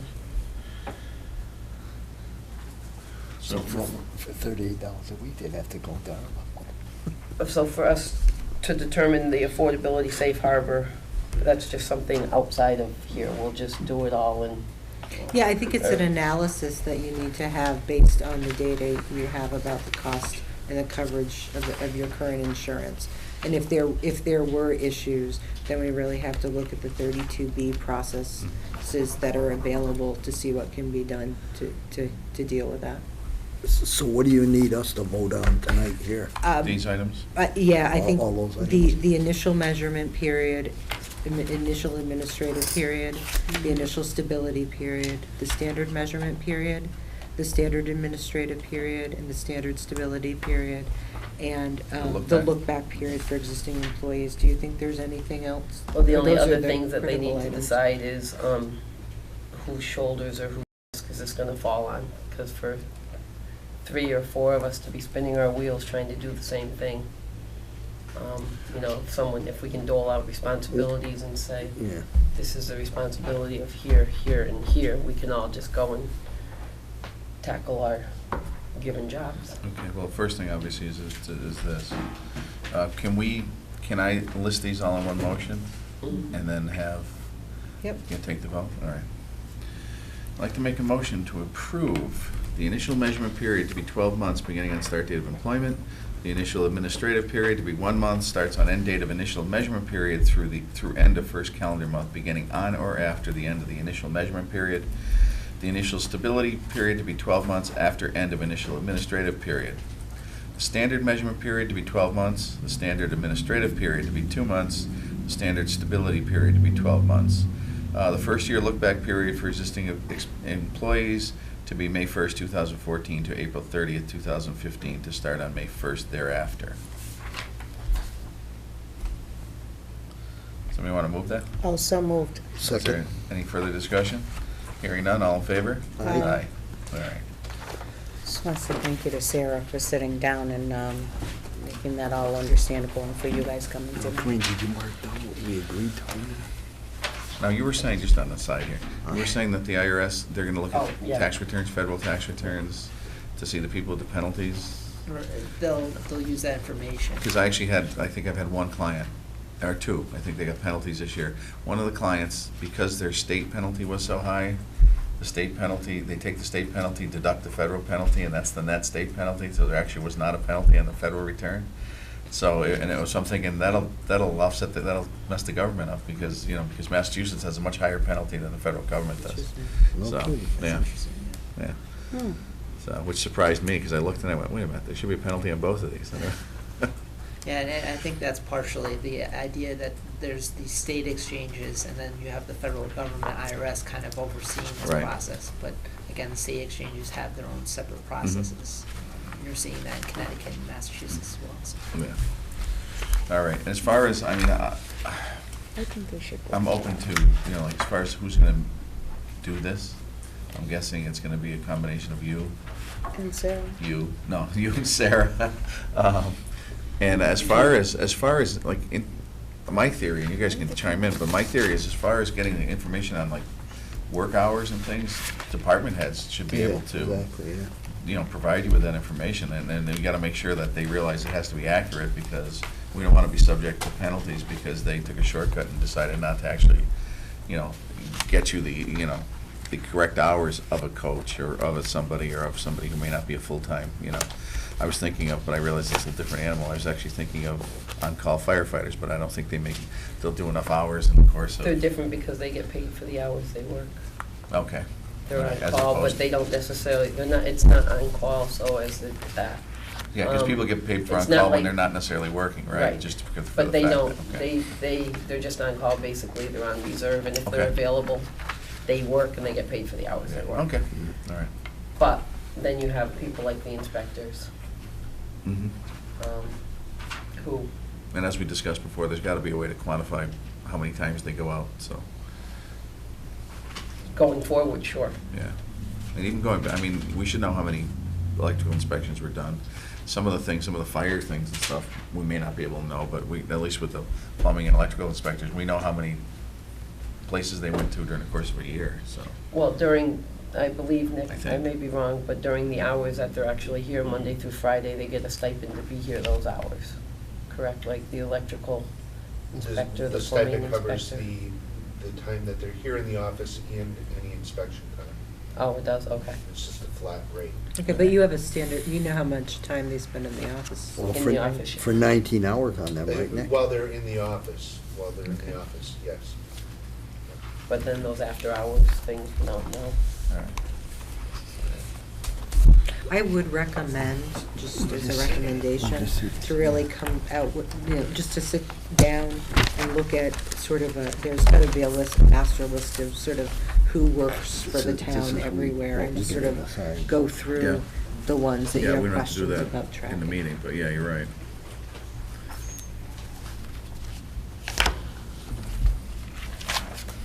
This is involving, we've got IT involved with trying to Yep. overhaul Munis,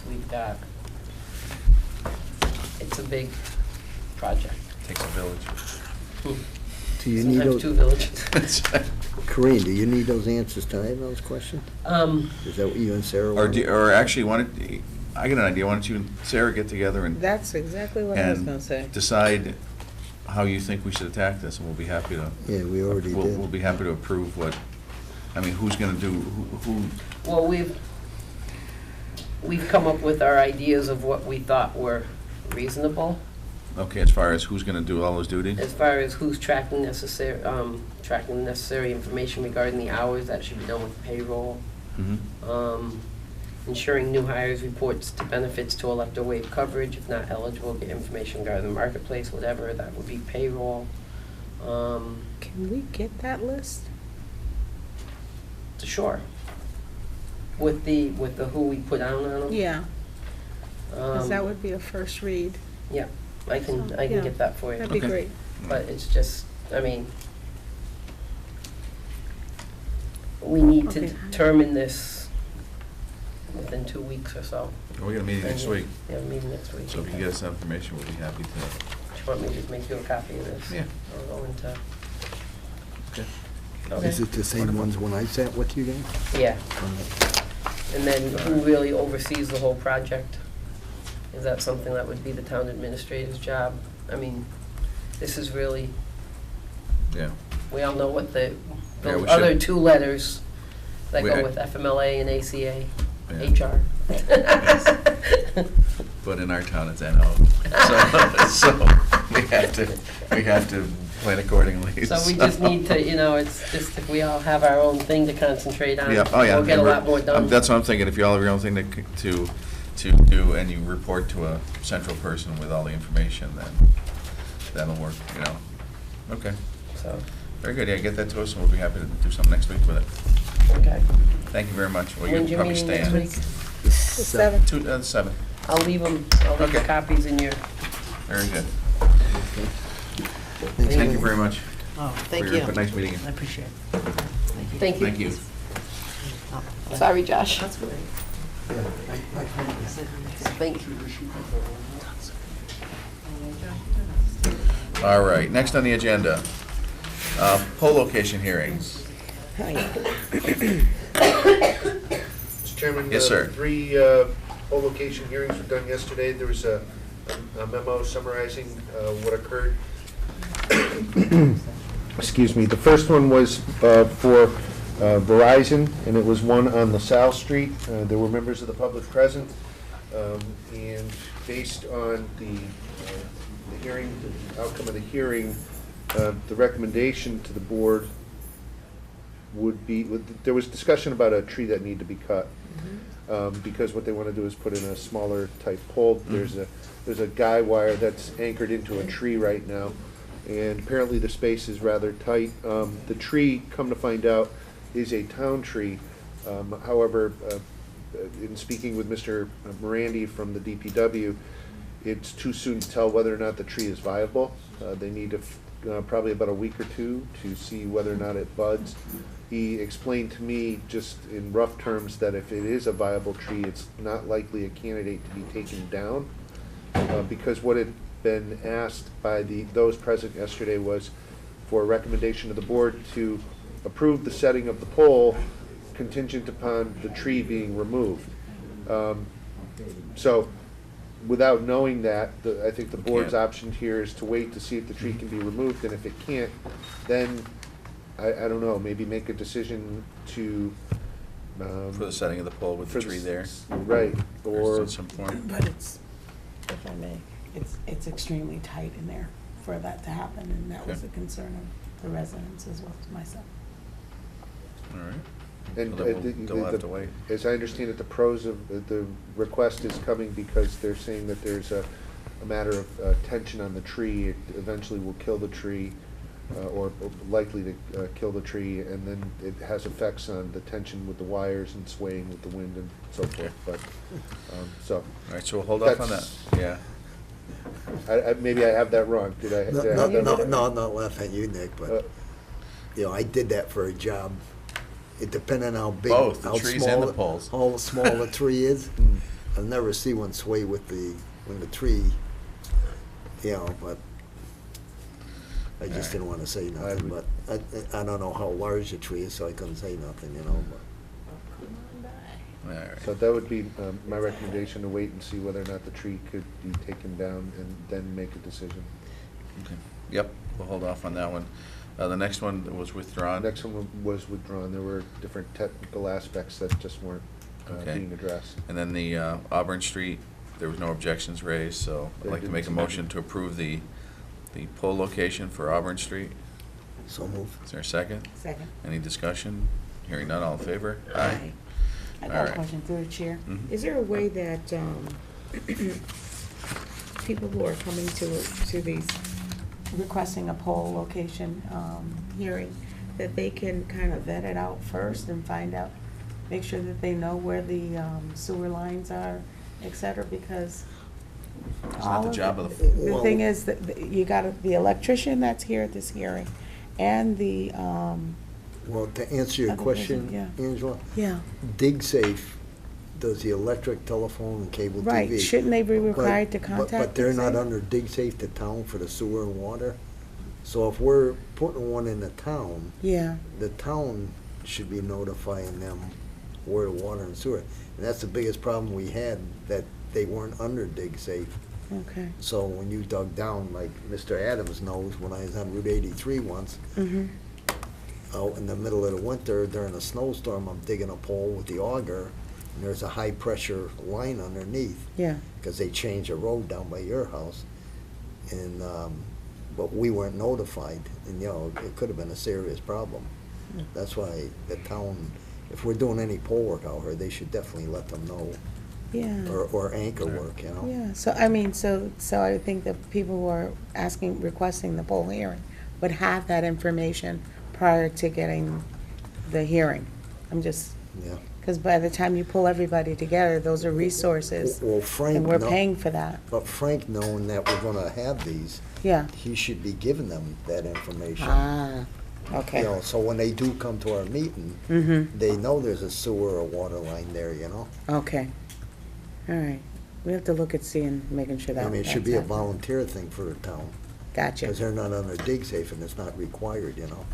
okay. All right. No, I didn't know, but thank you. Okay, next item is, next meeting, next week, we have police sergeant interviews Tuesday, April 7th. To that end, Nick, could you do us a favor and just email us the questions we asked last time around? And if anyone has any new questions, could they get them to Nick before noon on April 7th? Have we received the packets? Mr. Chairman, if I could address that very question. The packets are up at the police station, and the chief would ask that you call up there and just make a time to come in Okay. and take a look at them. No problem. All right. I'd like to ask also through the board about their test marks and stuff. The last time we couldn't acquire them for some reason.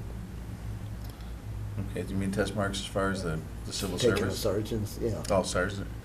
I suppose we could ask the chief. Nick, do you mind asking? Mr. Chairman, I'll ask that question. I can Okay. tell you that when we receive the certification list, it only gives us the rankings. It doesn't give us any Oh, test okay, scores. doesn't give us scores, all right. Layla's shaking your head, we're in agreement, so. Yeah, So we won't I've get, never we won't seen get a- scores? I've never seen a list with scores. I mean, I suppose you could call the HRD and see if they release them, but I don't think they. Okay. And I don't think it would be, you But have to wait. really choose from the list, so I don't think. But wait, within, at one time, when they picked a officer, one guy had a higher mark than the other, and we went to arbitration on it? Well, what happens is the list ranks them in the Right. order of their scores. Right. So you'll have the highest scorer first, and then if the next two or three are tied, it will indicate the next three and say that there's the tie for those three. And then it will show, if it's more than one person, it will show the next person on the list to score. Right. Not the score, but where they rank in the scores. Right, because what will happen is there's maybe the raw score, that sometimes people get bumped up because of veteran status or residency. Those So, kinds of things. so what I'm, if I understand you right, Mr. Donahue, if it's, so they'll just be, their names will be just how they felt, just not what they got for a mark. Correct. All right. The top guy on the list will be the person with the top Right. score. And the next person will be the second person. Yeah. And if there's a tie, those people, the next two, are tied, let's say, it would indicate those two people, but that there will be indication that they were tied. Yeah. But you won't know specifically whether they got a 90 or a 50. Yeah, right, yeah. Because I didn't know whether they just put them down alphabetically too, you know? All right, thank you. Through the chairman, we have the list in the office, and they are ranked 1, 2, so the board could take a look at that. Again, I don't have any scores. All right. All right. Okay, thanks. All right, under new business, we have a request from the East Long Meadow Unico Club for a one-day liquor license, beer and wine, on Friday, April 24th, 2015, from 6 to 10 p.m. at St. Luke's Church, 400 Prospect Street, in conjunction with their annual porchetta dinner. The insurance is on file. I'd like to make a motion to approve the one-day liquor license. So moved. Is there a second? Second. Any discussion? Hearing none, all in favor? Aye. The next item is a couple cable matters. We got our PEG access payment from the cable company of $198,613.87. Smile, Don. And And also, there's a couple of small items regarding channel changes. And also, they have, the town revenues, their revenues from the town for the year and how they calculated the PEG payment, which is 3.5% of the revenue. And if you, I don't know if you want to post this on if anyone really cares, the couple channels that were changed, but we can probably post that on the town website. And, let's see, and they've also given us some items regarding billing practices and sample subscriber bills and various items for our files, and they're also being filed with the Mass Department of Telecommunications and Cable via charter. The next item is snow and ice deficit.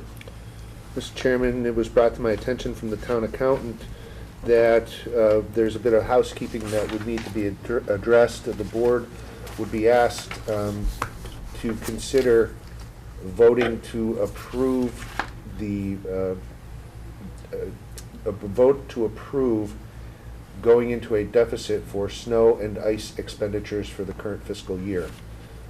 This is something that, again, should be a piece of housekeeping as it comes up annually. Frankly, I don't recall that the Board of Selectmen has taken this kind of vote.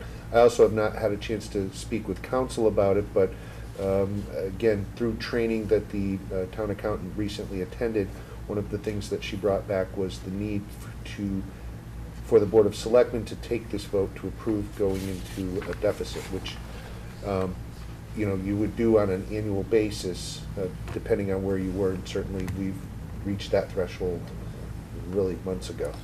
Is this something we have to vote on tonight, or would you like to have time to converse with or does it matter, you have to converse with town council? I mean, unless council has a strong objection or has questions about it, the board could take a vote, but again, I'm just telling you this verbally now, so. Okay. Normally, the issue, my understanding with snow and ice, is that where you expend the appropriations from the prior year, you have the authority automatically to expend monies to remove snow and ice from the streets at a deficit without any further action, without going to appropriations or any other source. And that deficit is picked up automatically out of available funds to cover it. So your vote is, for the record, more than anything else. If we don't approve it, do they have to take up the salt and put the snow back, or? They have to put the snow back in the All right. And for the formality of it, I'd like to make a motion to approve the snow and ice account going into a deficit for this past winter. So moved. Is there a second? Second. Any further discussion? Hearing none, all in favor?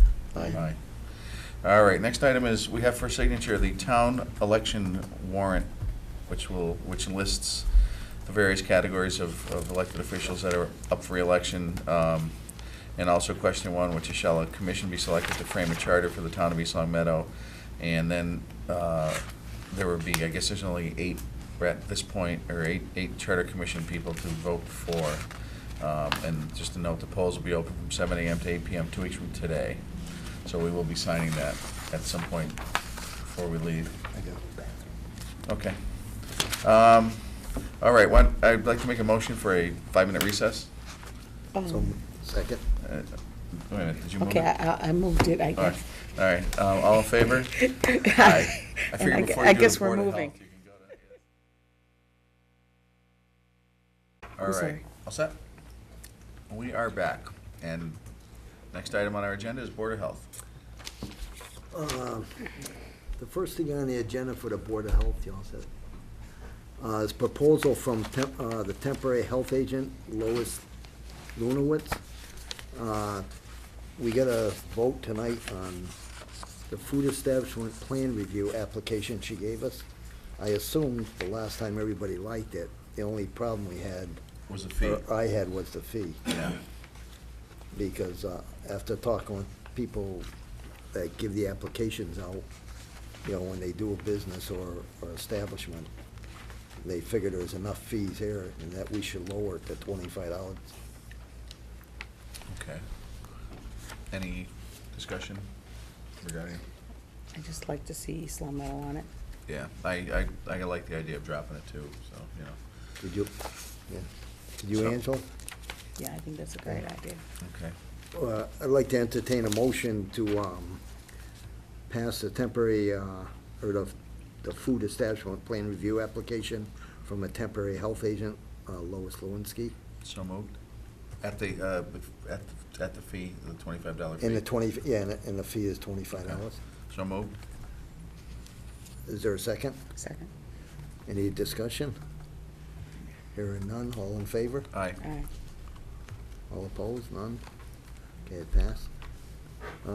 The next thing we have was the share health nurse.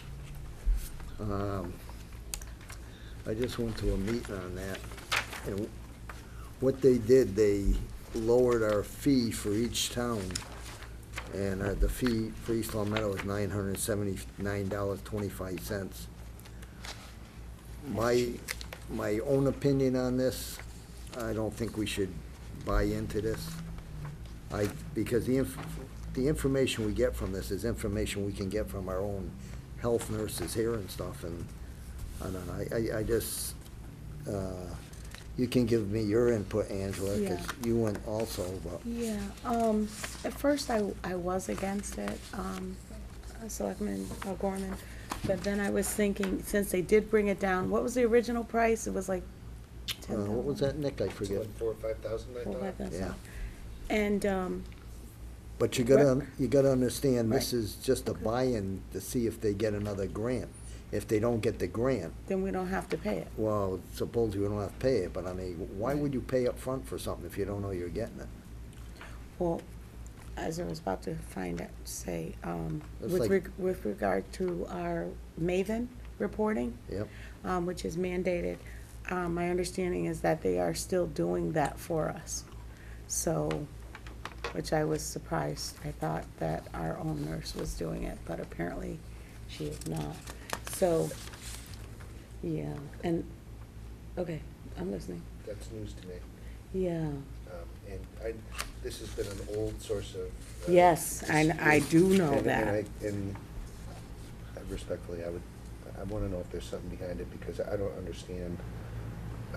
I asked the last time I've spoken. Oh, you with- did? Well, I Okay. mean, I haven't recently, but Mhm. the public health nurse that the board hired had training from the state, Right. and to my knowledge, is She is performing is those performing duties. this- Well, then if we have the Maven coverage, that would be one of my concerns, and so, Are you sure about that, or do we want to verify it? I'll be glad to have that conversation Can we again. and- verify and that? Okay. Verify it, and I'll speak with.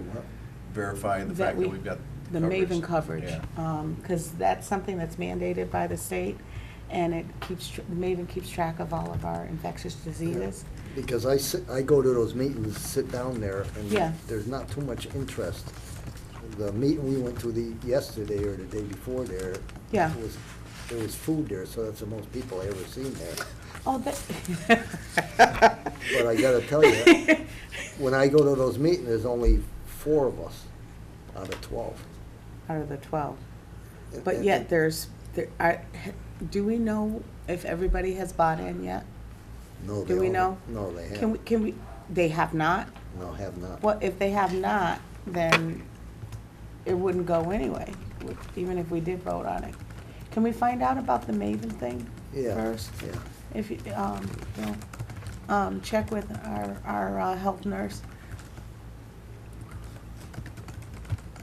Because as far as, one of the things that they were talking about with regards to the clinics and everything, Yeah. I'm finding that, what is it, CVS does it. Walgreens will do a flu clinic, so that's not a big selling No, I point. mean, they want to give us shots, but Right. we don't need that, I mean, Yeah. that seems to be the big thing. Right, and, but if they're gonna do some intensive investigations, et cetera, but my main thing would be the Maven. If we can find out if that Maven is already covered by our own, then I don't have a problem with discontinuing. All right. Okay, Yep. thank you. The community assessment and health report. What was that, Nick, that report? that was the report. I think it was this. That's Yeah. it. Well, I don't know how Angela got it, but they wouldn't let me take one. So I Like don't know if me she, better. did you steal this? Oh, my God! Well, I I'm just can't asking- believe I'm just you. asking you. They wouldn't let I me don't take have one. to- Well, you know, you didn't ask the right way. Yeah, I did. They told us to leave Well, them I on, mean, before you got there, they told us to leave you these on the didn't ask- table. You didn't We're ask the getting right off way. task here. Let me tell you what they said. They said there are some typos in there. It was given to me for review. And if we wanted to keep that one, that would become East Long Meadow's copy. See, you just don't ask the right questions. Well, anyway, He's called me a liar. this book, they this book gives a lot of Point of order. statistics on different towns, how they Yeah, compare. The 12 Okay. towns, yeah, And we saw a presentation on this, right. and, it's quite interesting. The only thing, I don't know how true some of their facts were on some of that stuff. But some of I had a hard time believing in East Long Meadow. It's an interesting But- document, sir. But Angela and I went to that and sat through the whole thing. Yeah. The It's food an was good, the interesting presentation was good, but See, Billy got there before I did, so he had a better selection. But it was an interesting document. For all the people, I want to say thank you to all the people that participated in the questionnaires. To have a document that we can use for possibly applying for grants, et cetera, we may find that useful for that. As far as some of the statistical information, there's an old saying about statistics. I'm sure we've all heard it. And you can make them work the way you want, but once it's released, we certainly probably could have it placed on the town website if that's the pleasure of the board. And then if it's hold it up, Bill. It's nice evening reading. And I think and it's double. If you're insomniac. It's on each side. No pictures. it's a nice book, but I don't know if it's worth $979.26 or whatever it is. Oh, no, I think we paid a little more for that one. But Yeah. All right. I Okay, could get thank you a you. copy probably for $50. Mr. Chairman, Yes, sir. Chairman of the board. Oh, If you that's all could, right. if you could pass that down here too, so since I'm responsible for it, and I'm not the thief, If I could, Mr. Chairman, if I could just make a statement or two about that. For this particular project, just because it may be a little bit confusing for those who are following on LCAT, that this project was part of the shared public health nurse grant that the town is now coming up on the end of its second year for, so that the town, outside of time that you've spent and that Selectman Thorpe has spent and the citizens have spent, working on this health assessment, it was all grant funded. So that's something just to point out. But the grant's coming to an end. But the grant is absolutely coming to an end, and what you're speaking about, that $900 and some odd dollars, would be a way for the communities to continue the coalition, because the grant's no longer going to be available, but that would be a way for that coalition to go on. So you're talking about that there would be an expense going forward. Yep. And that's where your discussion is. But, and then the other point I would like, a question I would like to ask, and you had touched on it, was, Selectman Thorpe, was that, would we expect an electronic version of this report at some point so that it could be put on the website? right, I think this is just the unofficial one for us to just glance at and kind of get familiar with the information. And there's, they're gonna do some house cleaning and then they're gonna present us with an electronic. An electronic version. And the last thing we have here are community funds. Nick, can you tell us about that community fund? Sure. The community funds are the funds that Republic Services has pledged to the town, that the Board of Selectmen has worked on, has established a list. I just wanted to put this here to report to the board that I've gone back and forth a little bit with how the distribution of the funds have come up against some unforeseen technical type of problems. We had asked, and the company had agreed, I wanted to report that they were willing to come in and actually got to the point where they cut a check for the lump sum amount because they had asked if the town would absorb the burden of writing the checks and distributing them to the various entities that the board's identified that they want to support throughout the community. Right. Again, and the accountant had some understanding of that. However, the accountant has advised me within last week that the town cannot make a donation to an entity that is not a town entity, a municipal entity. So that, for example, in the case of the board had wanted to support 2 students, and we're still working on it. I don't want to give the impression that it's not going to happen, but we're finding the right way to do it, or finding what is necessary. The board had wanted to support 2 students to go to the mock Senate, Right. the Boys and Girls State they call it, and that's something that's being run through the American Legion. And it was the town's thought that we could accept the funds and then write a check to the American Legion, who then would in turn send in the money for the registration for the 2 students to attend the event. Again, I've been advised by the accountant that the town cannot make that donation to the American Legion. So I've gone back and spoken now with Republic Services. They've been very gracious in saying that they understand that this is new development. Mm-hmm. They're working to do what we can to expedite, in particular with the Boys and Girls State because of the timelines. But Right.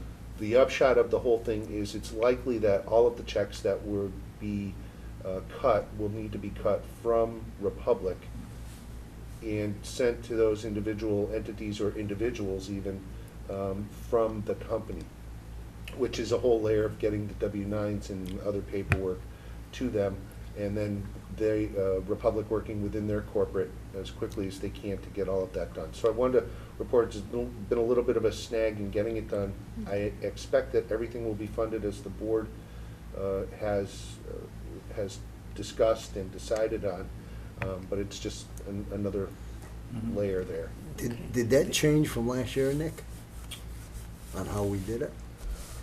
Last year, last year, to my recollection, that the Board of Selectmen, the only funds that they used outside of the household hazardous waste, which was supported, but we paid another municipal entity our portion of that assessment, or it was actually the Republic paid that. So, but in the case of the scholarships, again, those scholarships were paid, in fact, by checks cut from Republic. Right, and So- From Republic? yeah, and Yeah. everybody would go to them and fill out their W-9s. But they said that because of the timeline, they were willing to give us the money. And we found out we couldn't do it. What we're So- gonna have to do next year is do something a little different though, huh? No, same thing. Well, through the chair, we're not gonna have the same amount of money to spend, because we're Well, gonna, no, we won't have the but- same amount, but we're gonna have to yeah. No, just, jump on this a little faster, I would say. yeah. If I might, through the chair, just, I know, I think I know the answer to this ahead of time, but there's no way we could set up a revolving fund to take in this money and spend it. It's not a revolving fund, no. No? Okay. What kind, could we set up any kind of fund? Well, you have to look at the possibility to accept money that's given to the town for a specific purpose, for some type of charitable purpose in trust. The town can use that money for the purposes of that trust. But the donating entity has to limit the use that those funds are going to be established. What the treasurer then does is set up a separate account for those monies, separate and apart from general municipal revenues, to be used for some type of charitable purpose. Does it have to be a formal, through the chair, does it have to be a formal charitable purpose, or can the charitable purpose be a person, say a scholarship, or in our case, sending people to, like some sort The mock of center. leadership, mock center, leadership type things? You'd have to look at what the purpose of it was going to be. I mean, it's the, Okay. I was just curious. The limitation really is the anti-aid amendment, which says that you can't use municipal funds to benefit a private entity Right. or organization. We face it with, board members, you face it with the grants that are given by the Community Preservation Committee to private entities to enhance purposes of that,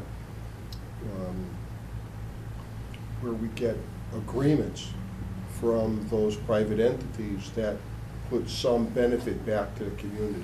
Norcross House being one, where there were conditions and restrictions placed on the property in exchange for the municipal funds that were given to it to enhance the structure, but there was a benefit established going forward in perpetuity for the benefit of the community, and that's how you were able to issue those funds to that private entity. And we've done it for other entities as well. All right, thanks. On the same note, Nick, don't we have money left from that we have to use it or lose it? Well, the board, there is an amount, approximately $400 or $500 that the board still had left to account for with that. So yes, there is that, if the board wanted to look at maybe adding to what the list was. Yeah. But I have another question, if I could, with the board, to think about, in particular with the scholarship proposal. The board wants to award, I believe it's 5 scholarships. Turns out to be a total of 5, yeah. A total of 5, with 4 of them being, was it 150 or 200? And then one of them being for 1,000. The scholarship event is coming up, well, in a month or so. And my question to the board is, what is the criteria that you're going to use to determine who is going to be eligible for the scholarship, and are you having an application process and so forth?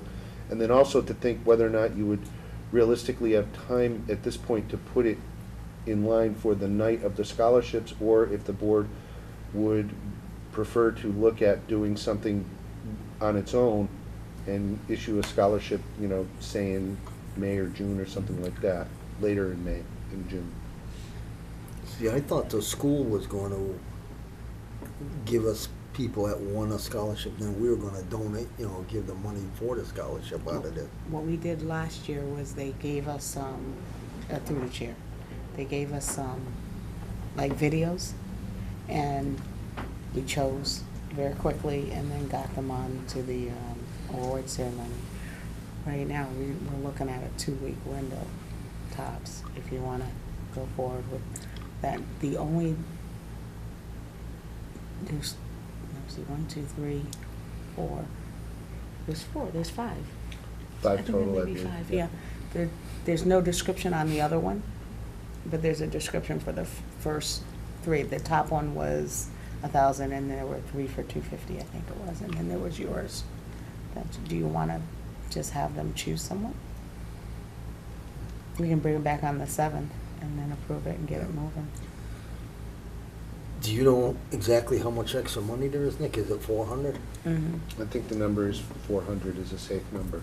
Yeah, because I'd like to make a motion tonight to take that money and put it towards a scholarship, if it's okay with the board, rather than delay the thing, because we're going to lose it if we don't do something with it. Through the chair, what are you suggesting, that maybe the 4, leave the $1,000 one alone and maybe split the Split 400 with between the- the yeah. 4? So instead What of were those, 250, 250 or 200? 250, so I forget. then they would be 300? 350, because if the 350, or the 4 lesser ones, so is it 3 2, you got 3 250s Yeah, 3 250. and a 200? No, wait a minute. I didn't bring that paper. Okay, well, just add 100 to everyone but the $1,000 one. Okay. Yeah. So moved. Yeah. Well, you made the Yeah, motion. I'd like to make a motion to, You can't, you're the chair. You entertain the motion. Yeah. well, I'd like to entertain a motion. Okay, you go ahead and entertain it. To take the $400 and put it for the scholarships other than the $1,000 scholarship we get right now. Okay, So so moved. moved. All right, Is there a second. second? Second. Any discussion? All in favor? Aye. All right. Opposed? No. All right, so is that all, we all set with the community funds? Yeah. Mr. Chairman, then the question is how to choose them? Oh, how to choose, yeah. Can, How to choose the candidates. You want to have the school do that? I would Actually- have the school do it.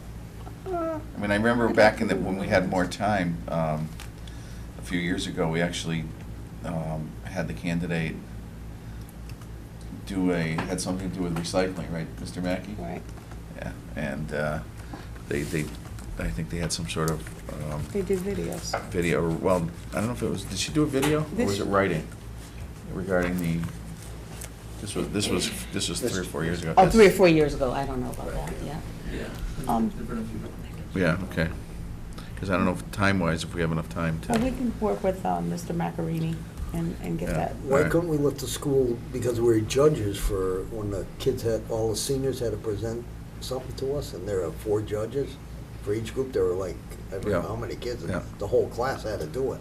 Mhm. Why couldn't we let the school pick out someone who they thought, For one of and the, then one let us of the present it? scholarships, huh? for one of the scholarships? or for all of them? Well, it was originally set up, the first one for the 1,000 and those 4, Mhm. that was originally set up for recycling and for the videos. I thought we were still going with that. That's what I had proposed. Now, you had proposed another one for a scholarship. If you wanted to do that one that way, that would be great. What do you think, Mo? Well, I'm just wondering if we have enough time to do videos, Yeah, I know. considering tomorrow's April 1st, and graduation's, 2 months away?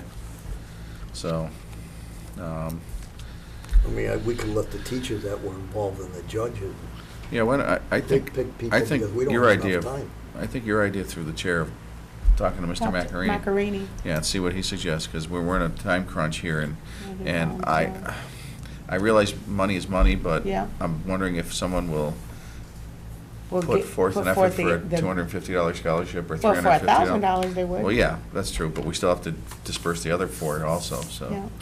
Well, You know, I don't know. Well, I you think want me to that get in they would. contact with, No, Yeah, I'll so talk to Macarini, yeah. Macarini. and I'll get So- back to you next meeting? Yep, that sounds Well, good. why wouldn't I talk to Macarini? Oh, either one, whoever, I don't know. Who's the liaison to the school? I am. Oh, okay, I don't care. What, do you guys fight it out in the hallway? You got too much on your plate, I'll take care of it. I'd like to see this one. You can do it for yours. Sure. Well, all right. And as far as Board of Health new business, I have no new business, but I'm sure summer's coming, we're gonna have quite a bit on their new business. Okay. We'll be looking forward to that. Oh, yeah, I'm looking forward to it. Could you, could the clerk please read the meetings, invitations, and reminders before we get to the town council? Sure.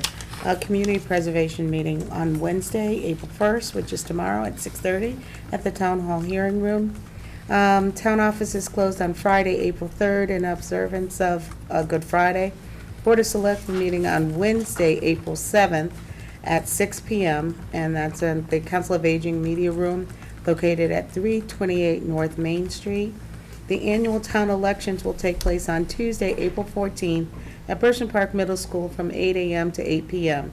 Town offices will be closed on Monday, April 20th in observance of Patriots' Day. Appropriations Committee budget presentations will be on Tuesday, April 21st at 7 p.m. at the high school auditorium. Board of Selectmen meeting on Tuesday, April 28th at 6 p.m. in the Town Hall Hearing Room. Thank you. Yeah. And now, town councils, what do you like, I know. I always look forward to whatever color paper. How are you, sir? Good, thank you. That's good. I can't complain. Nobody listens. All right. With the, I would suggest to you, it appears, with the exception of item 21, which is the mutual aid Yeah, proposal, that items 30, the balance, 22 through 29. 22 through 24, 25, and 26 having been taken up. Yes, Or okay. 25 having been taken up. Yeah, 26. The Chestnut Tree would be open, but that's come off the agenda. Right, so we can table that. Right, and the 27 would be executive, 28 and 29? 29. Okay. 27, 28, and 29 would be executive, it would Okay. appear. So why don't we do 21 first? 21 is the, I believe that's the mutual aid police agreement. You know, I had indicated to the board my concerns with the agreement the last time it was on the agenda.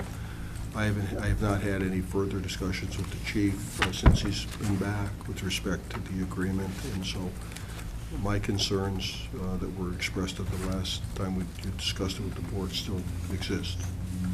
And I don't know that the chief has changed his position. I don't know what he's found out in dealing with the people he's dealing with. Okay. So we have to wait till,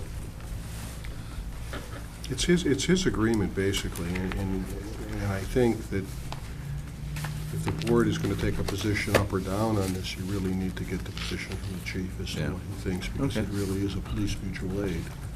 I just think that that one provision of the self-activating issue is Yeah. an issue of concern. yeah, Through the board? yeah. Your recommendation to us last time, Jim, was it wouldn't have been a good thing on a scenario you gave us about yeah. I would say the agreement itself, with that language, the language related to the self-activation deleted is fine, but with that in it, the board would have to be aware of the carte blanche, basically, are giving to officers from other jurisdictions who are here, not at your call, but Right, just here. right. Yeah. Okay. All right, so we'll get the chief's position, and we'll hold off on any decision until that time. I'd like to make a motion, I'd like to propose a motion to go to executive session to discuss matters of attorney-client privilege, union and non-union negotiations. I think that's it, isn't it? Here. Discipline. Okay, and again, and matters of discipline, potential discipline, to return to open session, only to adjourn. So moved. So, second. All in favor? Aye. Oh, Roll call? so excited. Oh, Selectman Gorman? Yes. Selectman Thorpe? Yes. Selectman Federici, yes.